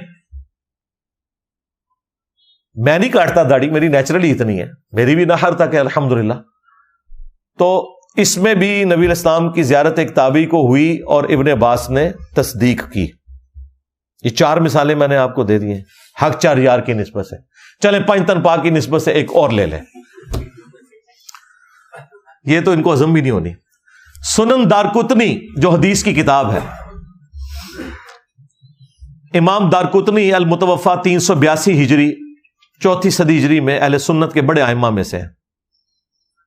ان کی کتاب ہے سنن دارقطنی, اس کا PDF بھی اویلیبل ہے, بریلویوں نے خود ترجمہ کر کے پرنٹ کر دیا اسے, بڑی نیکی کا کام کیا ہے. اس میں جب نماز کے طریقے سے متعلق احادیث آئی ہیں نا, تو اس میں امام دارقطنی نے اپنے استاد کا خواب نقل کیا ہے. تو سند کی ضرورت نہیں ہے, انہوں نے ڈائریکٹ اپنے استاد سے سنا ہے. اور سنا کس نے ہے؟ بریلوی, دیوبندی, اہل حدیث تینوں کے مشترکہ امام دارقطنی. وہ کہتے ہیں کہ میرے استاد کہتے ہیں کہ پہلے میں بھی کوفیوں کے مذہب پر تھا اور رفع الیدین سے نماز نہیں پڑھتا تھا. تو ایک رات مجھے خواب میں نبی صلی اللہ علیہ وآلہ وسلم کی زیارت ہوئی. میری بڑی خواہش تھی کہ میں حضور کو نماز پڑھتے ہوئے دیکھوں. تو کہتے ہیں میں نے خواب میں نبی صلی اللہ علیہ وآلہ وسلم کو نماز پڑھتے ہوئے دیکھا. آپ رکوع میں جاتے وقت اور رکوع سے اٹھتے وقت رفع الیدین کر رہے تھے, تو میں نے رفع الیدین شروع کر دیا. یہ خواب حدیث کی کتاب میں لکھا ہوا ہے, اور سند اتنی مضبوط کہ امام دارقطنی خود کتاب لکھ رہے ہیں اور کہہ رہے ہیں میرا استاد مجھے جب رفع الیدین کی حدیثیں لکھواتا تھا تو کہتا تھا ساتھ یہ بھی لکھ کہ میں بھی رفع الیدین شروع کیتا سی. جس طرح تسی انجینئر صاحب دی ویڈیوز ویکھ کے کیتا ہے نا, انہوں نے نبی علیہ السلام دی ویڈیو خواب وچ ویکھی. اچھا, یہ جو خواب کرتے ہیں, خوابوں کی دنیا انہوں نے کھڑی کی ہے. مجھے بتائیں, یہ بریلویوں نے جب سنن دارقطنی چھاپی ہے, یہ نبی علیہ السلام کا خواب کسی اہل حدیث نے نہیں دیکھا, کسی دیوبندی نے نہیں دیکھا, کسی شیعہ نے نہیں دیکھا, امام دارقطنی کے استاد نے دیکھا ہے. کیا ان کے استاد کا خواب یہ پڑھ کے کیا بریلوی رفع الیدین شروع کر دیں گے؟ تو کہیں گے نہیں یہ تو کوئی دلیل نہیں ہے, آپ جو ہے نا وہ حدیث سے بتائیں. حدیث تو بخاری مسلم کی کتنی احادیث ہیں آپ کو بتائی ہیں. وہ تو 70B مسئلہ دیکھیں جو آپ کا فراڈ تھا سارا, کہ یہ وفات تک ثابت کریں, خلفائے راشدین سے ثابت کریں, اور پتہ نہیں کیا کچھ. میں نے سب کچھ 8 علمی پوائنٹس ریکارڈ کروا دیے ہیں, ایک چیز کا جواب دیا ہے. تم لوگوں نے تو بخاری مسلم کی حدیثیں نہیں مانی. چلے خوابوں میں چلنے والے ہو تو ہم تو اب خواب بھی دکھا رہے ہیں, اور کیا چاہتے ہو؟ تمہارے بابوں کے خواب جن کو شاید نماز بھی نہ صحیح طریقے سے آتی ہو, اس کے اوپر تم نے اپنا پورا فرقے کھڑے کیے میں, اور ہم آپ کو امام دارقطنی کے استاد ایک محدث کا اوریجنل خواب بتا رہے ہیں حدیث کی کتاب سے, کہ انہوں نے نبی علیہ السلام کو خواب میں رفع الیدین سے نماز پڑھتے ہوئے دیکھا ہے. تو تم رفع الیدین شروع کیوں نہیں کرتے؟ ٹائم قیامت تک جواب دینا نہیں اس گل دا. یہ بھی نہیں کہہ سکتے کہ وہ جھوٹا خواب ہے, حدیث کی کتاب میں سند پہ بحث ہی نہیں ہے. وہ ڈائریکٹ استاد اپنے شاگرد کو لکھوا رہا ہے. استاد بھی امام ہے حدیث کا, شاگرد کی تو کتاب ہے اپنی. دیکھا کیسی بند گلی میں چلے گئے. اوے پہ گیا جے تواڈے بزرگاں نو, پہ گیا جے, اوے پہ گیا جے تواڈے پیواں پیراں نو سر نکلو باہر. اسی پھر بھی نوکری ادا کردے پئے, اسی پھر بھی نوکری ادا کردے پئے. اوے مرزے دے خلاف تواڈے پیو نے کرنیاں نے, نکلو باہر. سٹیج پر بیٹھنے والے ہاتھ کھڑا کر کے بتائیں, مجھے بتائیں یہ کام ٹھیک ہے کہ نہیں؟ تماشا کرتے ہو, پھر کہتے ہیں مسلک کا کام نہیں ہوتا. مسلک والوں کو تم خود رگڑتے ہو, اور جرا تواڈے پیواں نو پے گیا ہن تسی چوپ بیٹھے ہو, اور نکلو باہر. دیکھا کیسا پیا انہاں نو. میں کتنے جاؤ گے؟ اینڈ پہ ان کے پاس یہی چارہ ہوگا کہ یہ پھر چیخو پکار کریں گے. تو یہ ساری کی ساری گفتگو کرنے کا مقصد یہ تھا کہ یہ ایک اچھا موقع تھا کہ میں اس امت کی اصلاح کرتا, کہ اس امت کو انہوں نے اللہ اور اس کے رسول عز و جل و صلی اللہ علیہ وآلہ وسلم کی محبت کے نام پر اپنے بزرگوں کے قدموں میں ڈالا ہے. اور ہمارا کام یہ ہے کہ ایک ایک بندے کو جھنجھوڑیں گے اور اسے بتائیں گے کہ مرنے سے پہلے اے مسلمان کر لے اس پہ غور. کتابوں کا خدا اور ہے, بابوں کا خدا اور, کتابوں کا پیمبر اور ہے, بابوں کا پیمبر اور, کتابوں کا دین اور ہے, بابوں کا دین اور. اگرچہ یہ سارے بابے مسلمان تھے, اللہ رسول کے ماننے والے تھے, دین اسلام کے ماننے والے تھے, تعلیمات انہوں نے آپ کو کتابوں والی نہیں بتائیں, بابوں والی بتائی ہیں. ہم صرف ان بابوں کا احترام کرتے ہیں جو کتابوں کا احترام کرتے ہیں. جو کتابوں کے غدار ہیں, اللہ اور اس کے رسول کے غدار ہیں عز و جل و صلی اللہ علیہ وآلہ وسلم, ان کی کوئی عزت نہیں ہے.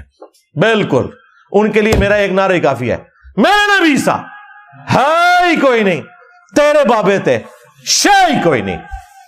صلو علی محمد وآل محمد, اللہم صلی علی محمد وعلی آل محمد واصحاب محمد وازواج محمد وامت محمد اجمعین الی یوم الدین, آمین. اللہم انی اسألک بانک انت اللہ لا الہ الا انت الاحد الصمد الذی لم یلد ولم یولد ولم یکن لہ کفوا احد وإلہکم الہ واحد لا الہ الا هو الرحمن الرحیم. الف لام میم. اللہ لا الہ الا هو الحی القیوم. اللہم صلی علی محمد وعلی آل محمد. ربنا آتنا فی الدنیا حسنہ وفی الآخرۃ حسنۃ وقنا عذاب النار. اللهم احسن عاقبتنا في الامور كلها واجرنا من خزي الدنيا وعذاب الاخرة. ربنا آتنا من لدنك رحمة وهيئ لنا من امرنا رشدا. اللهم اغفر لحينا وميتنا وشاهدنا وغائبنا وصغيرنا وكبيرنا وذكرنا وانثانا. اللهم من احييته منا فاحيه على الاسلام ومن توفیته منا فتوفه على الایمان. اے اللہ جن جن بھلائیوں کا سوال تیرے محبوب صلی اللہ علیہ وآلہ وسلم نے تجھ سے کیا، ہمارے حق میں، ہمارے ماں باپ کے حق میں، ہمارے بیوی بچوں کے حق میں، پوری امت کے حق میں قبول و منظور فرما. جن جن چیزوں کے شر سے تیرے محبوب صلی اللہ علیہ وآلہ وسلم نے تیری پناہ طلب کی، تمام مسلمانوں کو ان چیزوں کے شر سے اپنی پناہ عطا فرما. بالخصوص فلسطین میں، کشمیر میں، انڈیا میں، چائنا میں، یمن میں، عراق میں، شام میں، افغانستان میں، پاکستان میں، جہاں کئی مسلمان کس پرسی کی زندگی گزار رہے ہیں، غیب سے ان کی عزت، آبرو، جان و مال کی حفاظت فرما. اے اللہ حاضرین کے دلوں میں جو جو نیک اور جائز دعائیں ہیں قبول فرما. حاضرین کے جو چھوٹے بڑے رشتہ دار فوت ہو چکے مغفرت فرما. جو بیمار ہیں انہیں شفائے کلی عطا فرما. اے اللہ یہ تمام دعائیں تمام مسلمانوں کے حق میں قبول و منظور فرما. ہمارے ملک پاکستان کی خیر فرما. پاکستان کو اندرونی اور بیرونی خطرات سے محفوظ فرما. پورے عالم اسلام کی خیر فرما. سبحان ربک رب العزت عما یصفون وسلام علی المرسلین والحمد للہ رب العالمین وصلی اللہ علی النبی الکریم وعلی آلہ واصحابہ اجمعین الی یوم الدین. آمین.